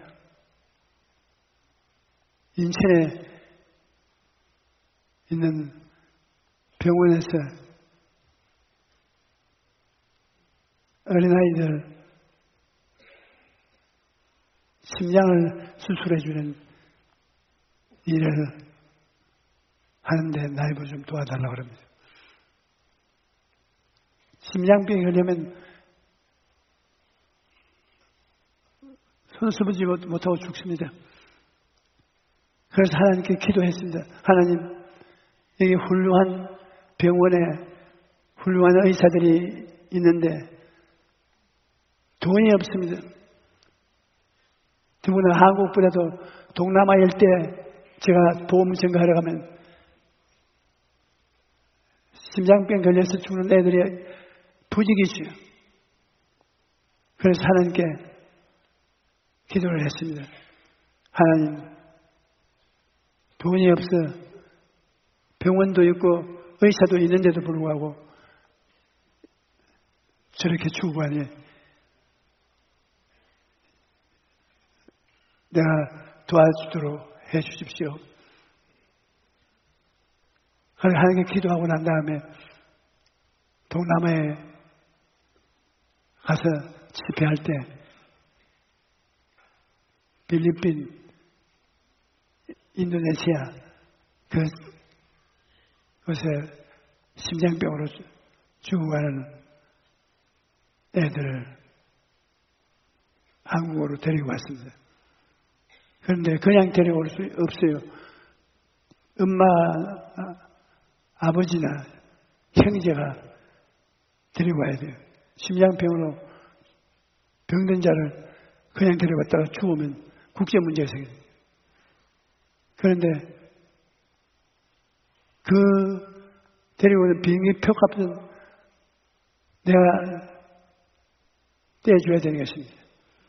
이게 심장병만의 고통이 아니라 보호자의 비행기 표도 떼줘야 되고 여기 와서 심장 수술 받을 때까지 숙소도 마련해줘야 돼요. 착한 일을 하니까 어렵습니다. 복음 전하는 것보다 더 어려워요. 그런데 하나님께 의지하고 이 일을 믿음으로 시작하니까 하나님이 지혜를 주셔서 신문지 수집, 폐지 수집 운동을 시작하는 것입니다. 교회에 올 때 빈손으로 오지 말고 휴지통 들고 오라고. 저는 우리 교회 주일날 휴지통 모으는데 하면 제3등같이 휴지가 모여요. 그 휴지를 팔아서 돈을 만들어서 예수님의 이름으로 심장을 수술해 주는데 여러분 놀라지 마십시오. 금년 들어서 5,000명을 수술해 주셨습니다.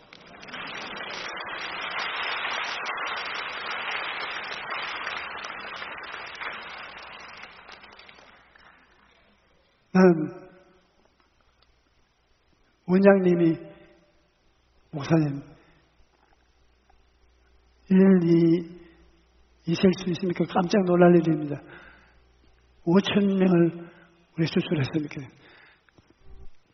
자, 당신이 숫자를 잘못 읽는구나. 500명이지 무슨 5,000명이요. 아닙니다. 5,000명이에요. 그래서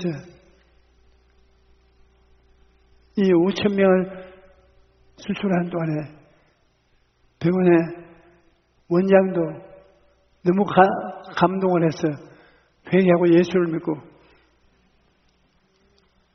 그가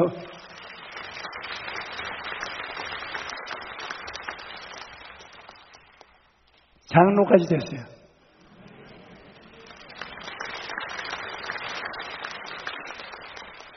그러면 우리가 마음의 꿈을 갖고 믿음을 갖고 행하면 주님께서 우리에게 다가오는 것입니다. 할 수 있다 하면 된다. 해보자. 환경을 바라보지 말고 하나님을 바라보고 믿음으로 나가면 하나님께서 길을 열어주신 것입니다.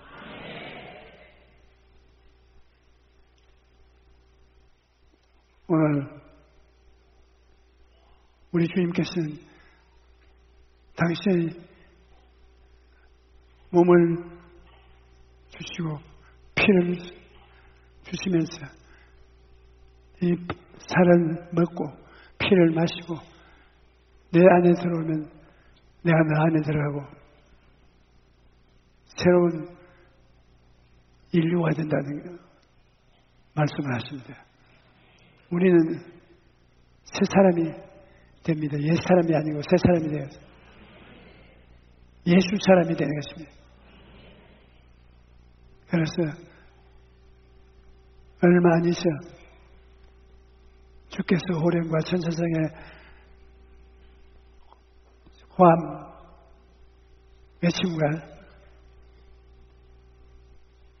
천사들과 함께 앉아 내려올 때 여러분 우리가 다 부활해서 그리스도와 함께 새로운 인류와 새로운 세계가 돼서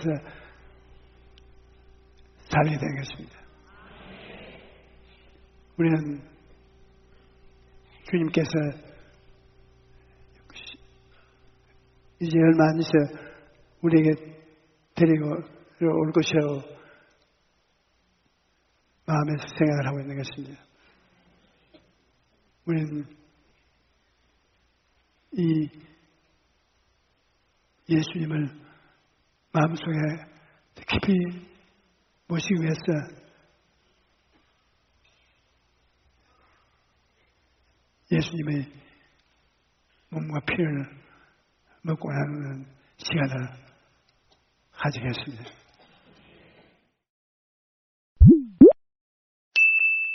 우리 다 같이 29절 읽겠습니다.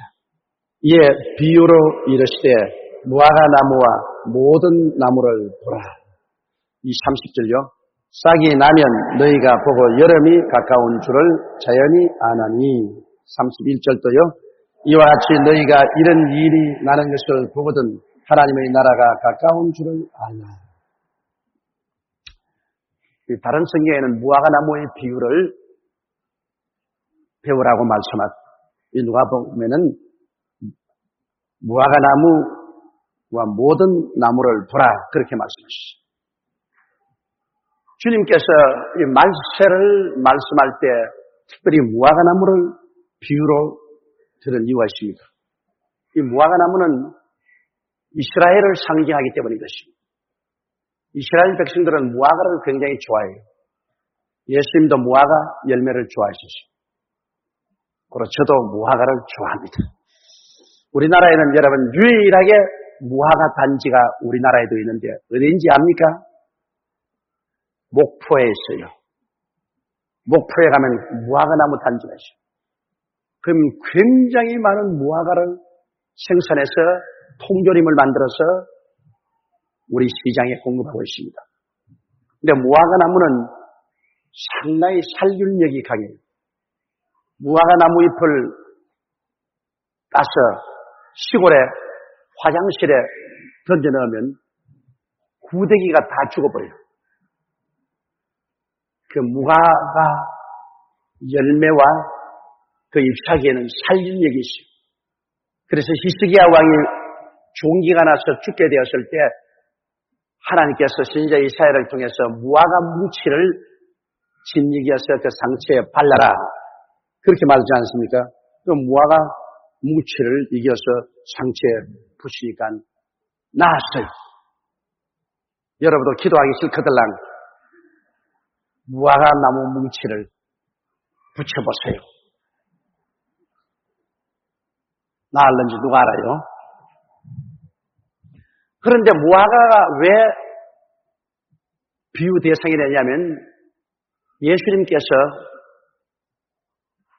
베다니에서 주무시고 감람산 뒤편 언덕을 지나서 예루살렘으로 오는 길에 그게 무화과 나무 단지를 보았습니다. 그게 베다니에서 오면 감람산이 이쪽 예루살렘인데 이쪽 산등성에 보면 무화과 나무 단지가 있어요. 주님이 아침에 일찍이 나오셔서 오시다가 시장하셨다고 하셨습니다. 그래서 무화과 나무 밑에 가서 무엇이 있는가 이렇게 보시니까 아무것도 없거든요. 그 주님이 하나님이신데 무화과 나무에 열매 없다고 당신이 배고프기 때문에 화가 나가서 무화과 나무를 저주할 필요 없습니다. 그것은 깊은 상징적인 의미가 있습니다. 주님이 무화과 나무를 보시고 다시는 사람이 내게 열매를 따먹지 못하라 저주했습니다. 그런데 그 이튿날 제자들과 다시 거리를 지나가는데 베드로가 보니까 어제 저주한 무화과가 뿌리째 바싹 말라버리고, 주여, 주님께서 저주하신 무화과가 말랐나요? 그때 예수님께서 그것을 비유로 들어서 믿음에 대한 설명을 하셨는데, 바로 이 무화과 나무가 이스라엘을 상징합니다. 이스라엘이 열매를 맺지 않습니다. 주님께서 아무리 복음을 전거해도 열매를 맺지 않기 때문에 주님께서 이스라엘을 저주해버렸습니다. 이 무화과 나무를 저주한 것은 이스라엘을 저주한 상징입니다. 그래서 이스라엘이 말라버렸습니다. 나라가 없이 주 70년에 로마의 디도 대장이 이끄는 군대의 공격을 받아 예루살렘 성성이 함락되고, 예루살렘 성에서는 50만 명이 처참하게 죽임을 당하고, 그리고 유대민족들은 풍지박산되어 2000년 동안 나라 없는 민족으로 흩어졌습니다. 여러분, 한 민족이 2000년 동안 나라가 없이 원성에 흩어져 버리면 그 민족은 사라집니다. 그런데 유태민족만은 2000년 동안 나라 없이 흩어져도 그들의 고유 문화를 그대로 견지하고 유대민족이라는 그 혈통을 그대로 견지했습니다. 그 정말 하나님의 섭리가 아니면 그렇게 안 돼요. 온 천하에 어디 가서 유대민족 없는 곳이 없을 만큼 흩어졌는데, 그래도 유대민족은 그 나라의 문화를 존속시키고, 그리고 혈통을 존속시켰습니다. 유대 사람들은 꼭 유대민족하고 결혼을 하고, 그리고 그들이 유대민족의 고유한 문화를 그대로 견지해서 2000년 동안 나라가 없으면서 민족은 존속했습니다. 그들이 존속할 수 있는 유일한 길이 뭐냐? 구약 성경입니다. 구약 성경, 그들은 토라라고 말합니다. 토라경, 구약 성경에 입각한 종교의식을 가지고 가는 곳마다 신하고 회당을 짓고, 그들이 토요일 날 그 회당에 모여서 토라라는 구약 성경을 공부하고, 그리고 유월절을 지켰습니다. 이 구약 성경이 유대민족으로 하여금 그들의 문화를 견지하고 2000년이 지나도 민족으로서 흩어지지 않게 그래 만들었습니다. 그러나 나라는 없습니다. 팔레스타인은 아랍 민족들이 점령을 하고, 터키가 팔레스타인을 점령해서 300년 동안 있었습니다. 그러므로 나라 없는 이스라엘 백성이 다시 나라로 성립된다는 것은 도저히 상상할 수가 없었습니다. 그 때문에 내가 늘 하는 말이, 우리 한국이 예수를 잘 믿고 하나님을 잘 섬기면 중공의 10억도 우리를 감당하지 못한다는 겁니다. 세계 누구도 감당하지 못합니다. 하나님이 우리를 위하시면 누가 우리를 대적하리요? 우리의 문제는 하나님께 잘 비는 것이 문제죠. 주님을 잘 섬기는 것이 문제입니다. 하나님을 잘 섬기면 하나님이 우리를 위해서 싸워주신 것입니다. 야훼께서 우리를 싸우심으로 우리가 이길 수밖에 없습니다. 그래서 그런 과정을 통해서 이스라엘이 죽은 무화과가 사기나고 잎이 돋았습니다. 주님께서 말세의 정조로서 이와 같이 무화과 나무가 사기나고 잎이 나고, 또 다른 나무들은 뭐냐? 1차 대전이나 2차 대전 동안 속국으로 있던 그러한 식민지들이 다 일어나서 독립국가가 됩니다. 여러분, 이스라엘만 1948년 5월 15일 날 독립이 된 것이 아니라 2차 대전이 끝나고 난 다음 우리 한국도 다른 나무입니다. 우리가 다 사기나고 잎이 돋았죠. 한국이라든지 인도라든지 인도네시아라든지 필리핀이라든지 모두 다 영국이나 프랑스나 포르투갈이나 미국이나 식민지로 있던 사람들, 소련의 식민지로 있던 사람들이, 나라들이 다 독립했습니다. 이스라엘을 중심으로 해서 식민지가 되었던 세계 만국이, 피지배국들이 해방을 얻고 식민지에서 독립을 해서 일어날 그때가 주님 오실 때라 그렇게 말하셨습니다. 그러므로 여러분 보세요. 여기 보면 이 비유로 이르시되 무화과 나무와 모든 나무를 보라. 이스라엘이나 피지배 국가 민족인 모든 이 나무들을 보라. 삭이 나면 너희가 보고 여름이 가까운 줄을 자이냐. 나무에 삭이 나면 여름이 가까운 줄 아니 이와 같이 너희가 이런 일이 일어나는 것을 보거든 하나님의 나라가 가까운 줄을 알라. 할렐루야. 하나님의 나라가 지금 우리에게 가까이 와 있는 것입니다. 회개하라 청구하라. 우리 영적으로 성령으로 말미암아 하늘나라는 이미 우리 속에 와 계셔요.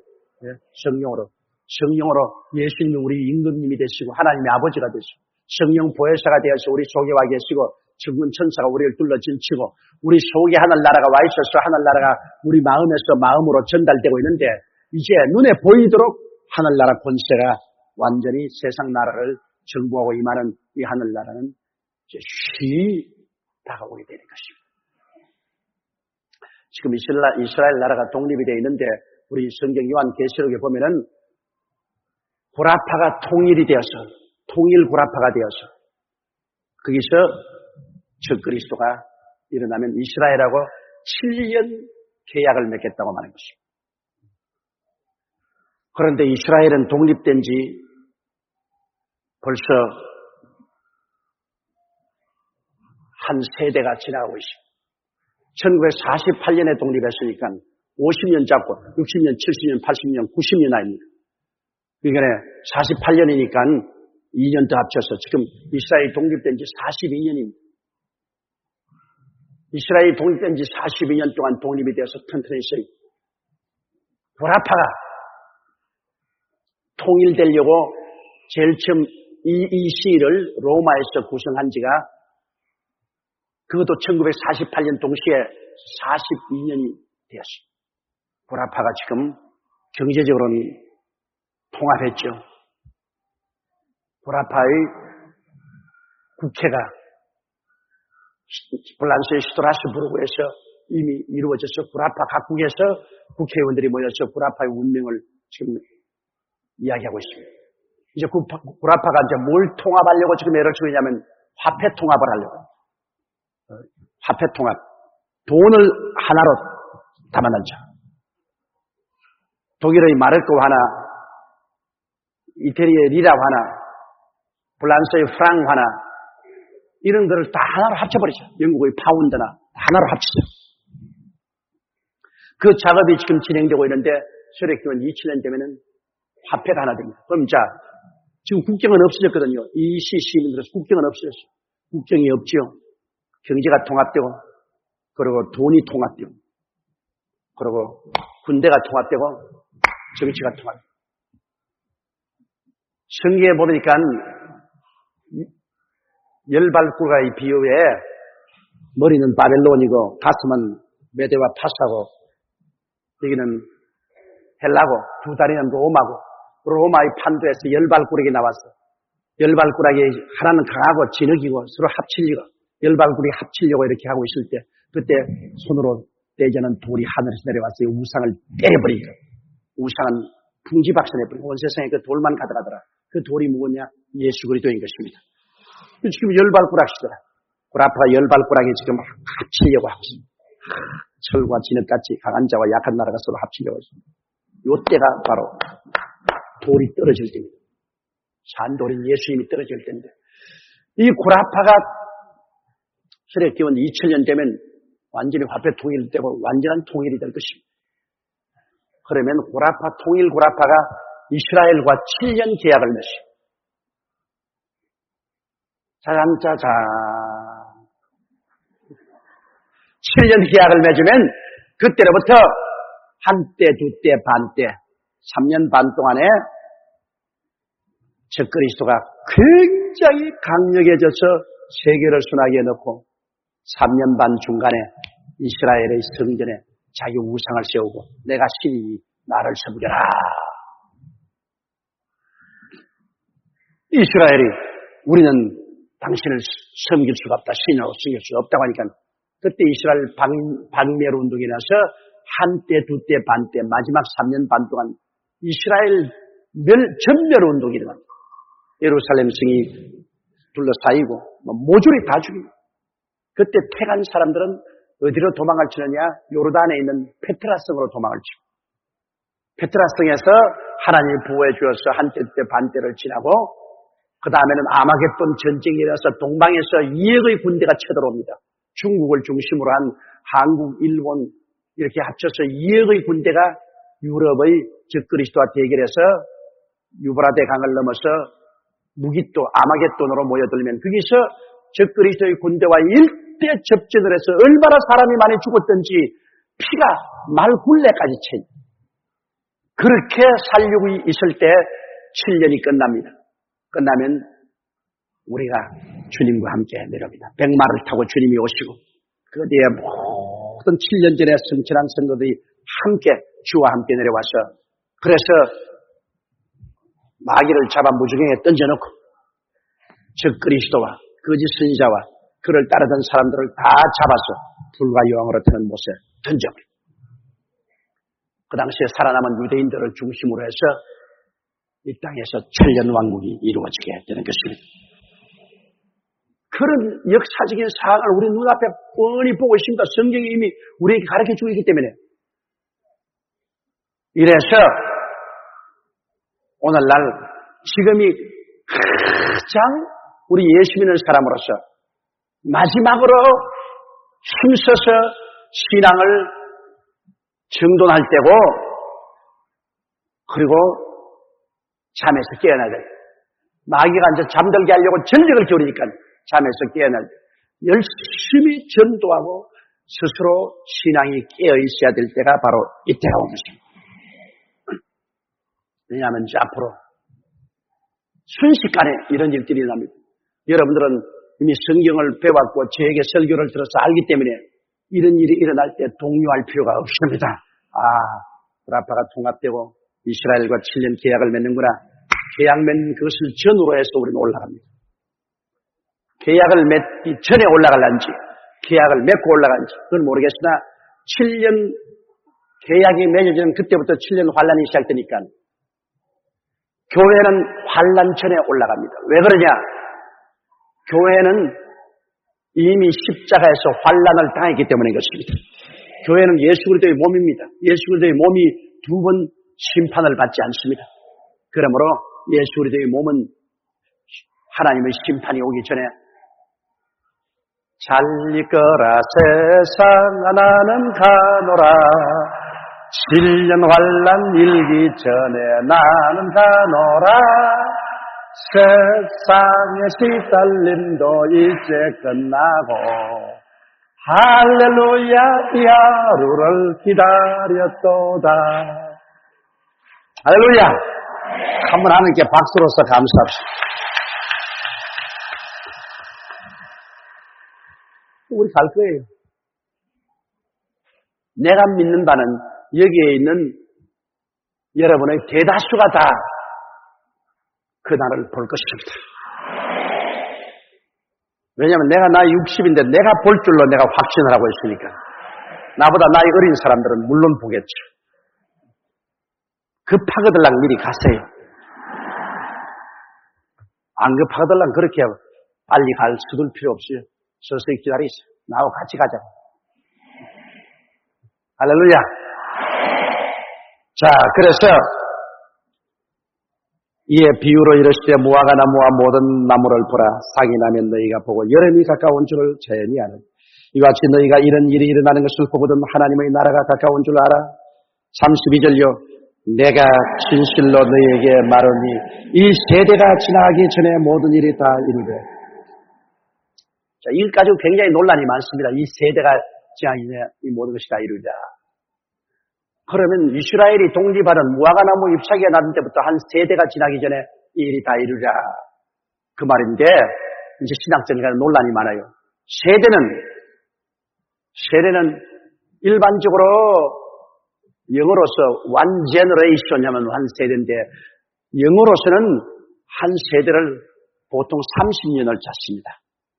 그러나 여기는 예수님이 말씀했기 때문에 유대민족의 카운팅을 통해서 세대를 계산하는데 유대민족의 한 세대는 얼마냐?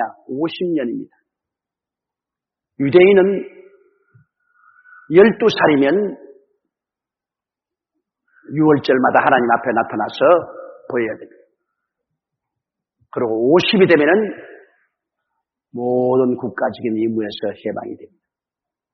그래서 유대인의 한 세대는 50년을 잤습니다.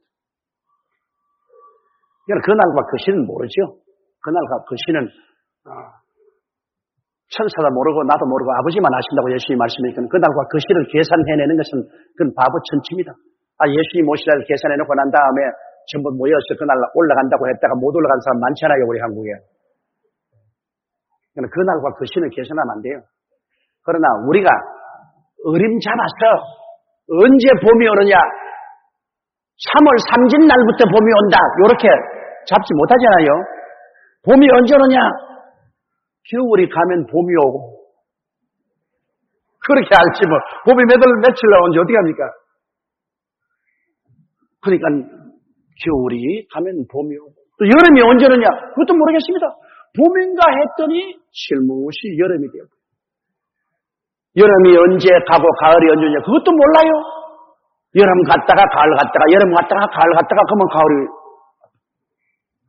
주님 오실 날 때 그와 같은 것입니다. 그날과 그 시를 따지지 못해요. 이 세대에 주님 오실 날이 대단히 가차와 왔구나, 그런 정도를 알고서 우리가 정신을 바짝 차려야 하는 것입니다. 33절에 천지는 없어지겠으나 내 말은 없어지지 아니하리. 와, 대단한 말씀입니다. 천지가 없어지지. 여러분 밤하늘 한번 세보십시오. 저 무수한 별들을 보십시오. 우리 지구가 살고 있는 이거는 은하계, 푸른 하늘 은하수 하얀 쪽배, 눈에 보이는 은하수 있잖아요. 이 은하수가 우리 보기에는 요거만하잖아요. 나 오늘 천문학자들 말기를 이 은하수 여기서 여기까지 가는데 빛이 1년 동안 가는 건 1광년이라고 합니다. 1광년. 빛이 얼마나 빠른지 하면 눈 깜박할 때 착 할 동안에 지구를 7바퀴 반을 돕니다. 1초 동안에 지구를 7바퀴 반을 도는 그 빛이 1년 동안 가는 것을 1광년이라고 말하는데, 은하수 이쪽에서 이쪽까지의 빛이 도달하는 시간이 얼마나 걸리냐? 500만 광년. 500만 년이 걸려서 갑니다. 그러니 푸른 하늘 은하수 하얀 쪽배를 타고 가려면은 끝이 없어. 우주라는 것이 그렇게 큽니다, 여러분. 그런데 우리 지구가 어디에 속했냐? 이 은하계 속에 있습니다. 은하성자계 속에 있습니다. 그런데 우리 지구는 거기 속에서 태양계 속에 있는데, 우리 태양 주위에 태양이 여기 돌면 수성, 금성, 지구, 화성, 목성, 토성, 천왕성, 해왕성, 명왕성, 빙글빙글 돌고 있습니다. 그런데 이 지구의 태양계란 조그마한 겁니다. 우리 은하계에서 이 지구와 같은 태양계가 수억 개가 있어요. 지구와 같은 태양계, 우리 지구에서 가는 태양계 수억 개가 있어요. 그런데 이 은하계만 있는 게 아닙니다. 은하계 위에 또 은하계보다 더 큰 우주가 있는데, 그것은 지금 발견한 것은 안드로메다 성자라고 합니다. 안드로메다 성자는 은하계보다도 더 많은 별이 있고, 또 그 위에 또 새로운 우주가 있습니다. 그러니까 입 딱 다물고 일하고 소용한 것이 좋아요. 이 세상에 복잡한 거 가지고서 골치 아프고 그래서 할 때 우주를 들어보면 없는 것하고 안 가죠. 그러니까 걱정하지 말고 자는 게 좋아. 그런 큰 우주가 주님이 이 천지가 없어질지라도 주님이 하신 말씀은 한마디도 없으시지 아니하고, 그의 주의 말씀이 얼마나 힘이 있습니까? 이 우주가 이 주님의 말씀에 의해서 만들어졌습니다.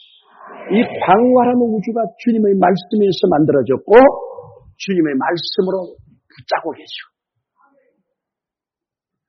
마지막 날에 주님께서 새하늘과 새 땅을 만들게 되실 것입니다. 이 주의 말씀을 우리에게 주시다는 건 얼마나 좋습니까? 그 주님의 말씀이 누구냐? 바로 예수님이 아니십니까? 이러니 여러분 참으로 우리 예수를 믿으면 하나님이 지혜를 주어서 우주를 다 알 수 있다. 예수를 안 믿으면 그 밥만 먹고 화장실만 태우는 벌레예요.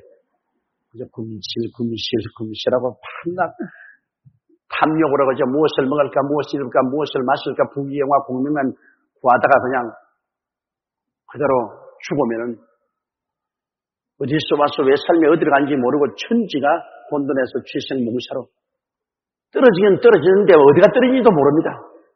와, 왜 이렇게 뜨겁노? 이게 어디고? 살펴보니까는 종착역인 지옥으로 떨어진 것입니다. 그 인생이 믿지 않고 구원받지 못하면 차라리 태어나지 않은 것이 훨씬 좋습니다. 태어났기 때문에 지옥 떨어지니까요. 그러므로 예수님께서 유다야 너는 태어나지 않았으면 좋을 뻔 당했다 그렇게 말했습니다. 사람은 종기 하나 깨닫지 못하면 멸망하는 짐승과 같다고 성경은 말하고 있습니다.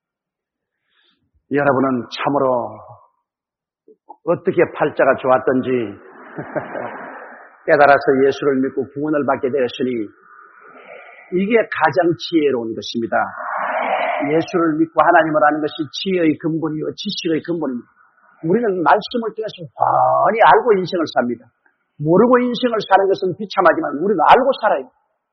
우리는 이 역사가 어디로 갈지도 다 알고 지구의 종말도 알고 그 이후에 일어날 것도 많이 우리는 알고 걸어가는 것입니다. 그러므로 우리는 세상에서 일어나는 일들로 인하여 두려워하지 않습니다. 이미 다 알고 지나가기 때문이죠. 너희는 스스로 조심하라. 그렇지 않으면 방탕함과 술취함과 생활의 염려로 마음이 둔하였지만 뜻밖의 그날이 듣고 같이 너희에게 임하리라. 자, 그러므로 주님 오실 날이 이처럼 가까워왔기 때문에 너희는 스스로 조심하라. 이제는 조심할 때가 왔습니다.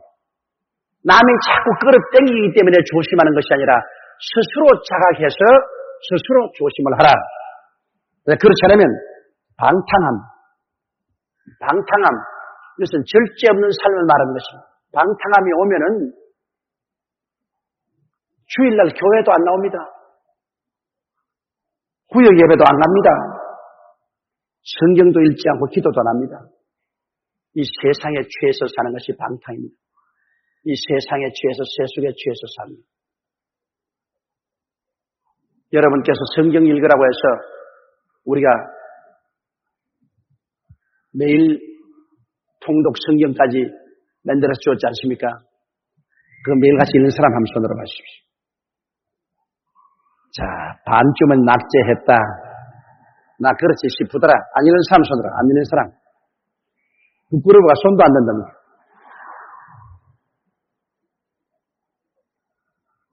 그렇게 해줘도 안 읽는데 그냥 성경 읽으려고 하면 누가 성경 읽겠어요? 여러분께서 아마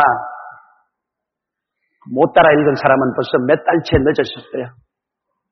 빨리 따라 붙이시오. 빨리 따라 붙여. 나도 헬싱키 갔다 오는 바람에 일주일 늦은 것 눈이 뽀얗게 읽어가지고 어려 지르게 다 따라 붙였어요. 그거 왜냐하면 하루만 안 읽으면 그만 늦어지고 막 이틀 사흘 안 읽으면 막 이렇게 살려가 그러면 못 따라 붙인다고. 그걸 계속 읽어야지. 그게 바로 방탕입니다. 그게 바로 방종이에요. 하나님 말씀을 읽지 아니하고 세상에 취해가지고서 세상에 일 바빠가지고서 하나님 말씀 등한이한 것이 이게 방종이에요. 방종이라고 말하니까 저 나이트클럽이나 카바레나 저런 데 돌아다니는 사람이 방종하는구나 그러겠는데 그게 아니에요. 내가 읽어야 될 성경 안 읽고 내가 기도해야 될 기도하는 그게 바로 방종이라고. 여러분 오늘 성경 계속 안 읽는 사람은 요 방탕함과 요게 소수겠다고. 정말로 잠에서 깨어 일어나서 하나님 말씀을 읽는다. 하나님 말씀은 살았고 운동력이 있어 좌우의 낯선 검보다 예리하여 혼과 영과 및 관절과 골수를 짜겐다고 그랬었습니다. 말씀이 들어가야 운동력을 발휘해서 세상을 짜게 내고 세속을 짜게 내고 잠든 영혼을 깨워 일으키는 역사를 일으키는 것입니다. 이러므로 말씀을 늘 읽지 아니하면 곧장 잠들어 버립니다. 이러기 때문에 말씀을 듣고 말씀을 읽는 것은 굉장히 중요합니다. 오늘 꼭 가서 도로 시작하세요. 아시겠어요? 따라 붙이세요. 따라 붙여요. 안 돼요. 큰일 나요. 그리고 방탕함과 그 다음 술 취함과 이건 뭐 술 취해가지고서 세상을 취해서 사는 사람, 자기 세상을 취해서 뻥하니 이렇게 있다고 해서 세상에 안 올라갑니까? 보드를 타고서 폭포를 향해서 나가는데 술 먹고 뻥하니 난 안 내려간다 그런다고 해서 안 내려가요? 그대로 곤두박질 치지요. 그러니 방탕함과 술 취함과 그 다음 생활의 염려로 매일매일 생활에 무엇을 먹을까 무엇을 마실까 그 염려로 애를 쓰다가 그 마음이 둔하여져. 마음이 둔하여지면 말씀 읽지 않게 되고 기도하지 않게 되고 교회 출석 안 하게 되고 하나님 사업에 무관심하게 되고 그런 사람에게는 뜻밖의 그 말이 듣고 같이 너에게 말이라. 뜻밖의 말인 것입니다. 왜 듣고 같이 말라 했습니까? 여러분 덫은 짐승 잡으려고 논이나 산이나 들에다가 덫을 해놓고 거기에다가 풀을 싹 덮어놔요. 그러면 돼지나 노루나 호랑이나 할 것 없이 뭣도 모르고 걸어가다가 덩덕 크고 보면은 걸린 거예요. 걸린 거예요. 저는 덫을 놓아가지고서 짐승은 못 잡아봐도 쥐수방은 많이 잡았습니다. 이 쥐수방 잡는 덫은 이렇게 늙어놓은 통인데 딱 열어가지고서 거기다가 밥하고 뭐 고기 같은 거 내가 딱 걸어놓으면 쥐수방에 와서 뭐 먹으려고 딱 그늘에 탁 산채로 가다 있거든요. 그러면 쥐가 어떤 한 마리가 들어있고 어떤 두 마리가 들어있어요. 그러면 그걸 들고 우리 마당에 나와가지고서 그 위에다가 석유를 뿌려요. 석유를 뿌려가지고서 착 해서 던지면 불이 칼짝칼짝칼짝 뛰다가 그러면 죽어버려요.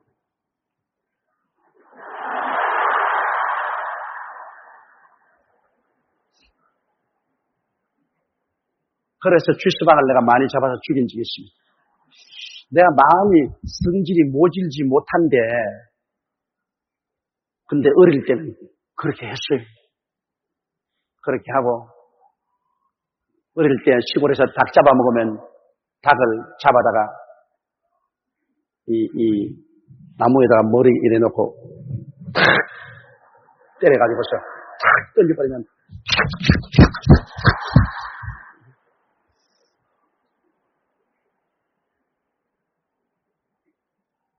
근데 꼭 우리 집에서 닭 잡으면 나보고 잡아라 그래. 그 마음이 안 되고 불쌍하지만 먹어야 되니까 어떻게 합니까? 그걸 잡아먹어요. 그런데 짐승은 덫을 놔서 잡아요. 그렇기 때문에 조심하지 않고 짐승이 그냥 뻥하니 그러려면 그것이 들키는 것처럼 사람도 그날이 덫과 같이 와요.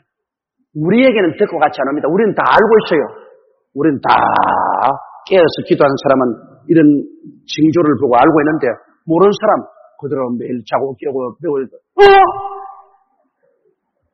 하루아침에 자고 나니까 마누라도 없어지고 아들도 없어지고 나가보니까 대통령이 없어졌다, 파일럿가 없어졌다, 자동차 운전사가 없어졌다.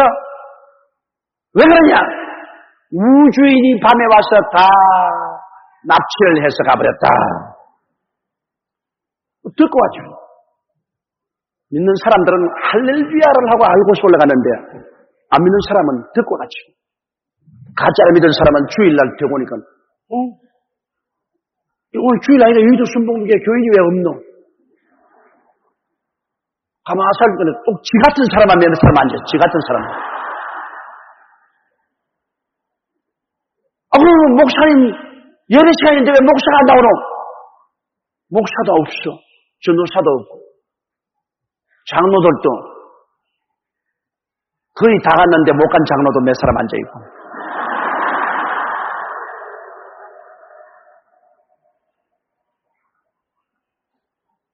덫과 같이 다가옵니다. 덫과 같이. 그러므로 그날에 다 올라가고 난 다음에 여의도 순복음교회에 와서 예배 보겠다고 앉아있는 불쌍한 사람이 안 되기를 주의 이름으로 축원합니다. 이 35절요. 이날은 온 지구상에 거하는 모든 사람에게 이 말이다. 보십시오. 온 지구상에 있는 모든 사람에게 순식간에 임합니다. 36절요. 이러므로 너희는 장차 올린 모든 일을 능히 피하고 인자 앞에 서도록 항상 기도하며 깨어있으라.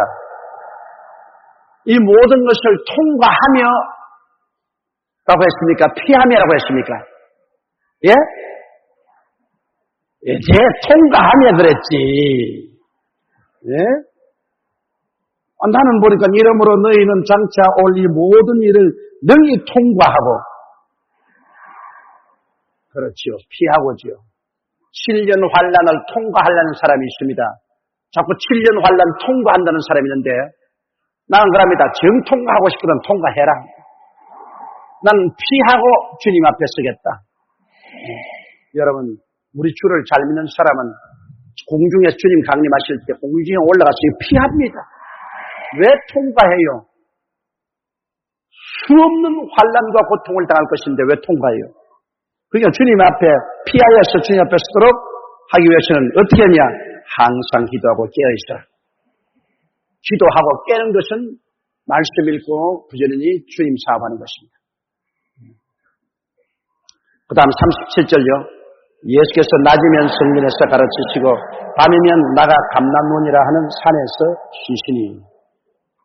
38절요. 모든 백성이 그 말씀을 들으려고 이른 아침에 성전에 나아갑니다. 예수님께서 낮에는 성전에서 가르치시고 밤에는 감람문이라는 산에서 쉬셨습니다. 주님께서는 집이 없었습니다. 그러므로 산에서 쉬셨습니다. 예수 그리스도의 은혜를 너희가 알거니와 제가 부유하신 자로서 너희를 위하여 가난하게 되심 저희 가난하심으로 인하여 너희로 부유케 하리 하심이니라. 고린도후서 8장 9절. 할렐루야. 주님이 집도 없이 감람산에서 살은 것은 우리가 집 안에서 살도록 도와주려고 그렇게 해주신 것입니다. 주님의 은혜 감사해야죠. 예수님께서 낮에 성전에서 가르칠 때는 백성들이 그 말씀을 들으려고 이른 아침에 성전에 나가십니다. 주님께서 말씀을 가르치니 얼마나 은혜롭고 좋았겠습니까? 자, 그러니 여러분, 우리가 주님 앞에 나갈 날이 쉬 다가오고 얼마 남지 않았었습니다. 며칠 후 우리는 주님 앞에 서게 될 것입니다. 눈을 부릅뜨고 귀를 쫑긋하고 세상에 일어난 모든 정황을 살피시기 바랍니다. 제가 여러분에게 역사적으로 일어날 정황을 다 말씀해 드렸습니다.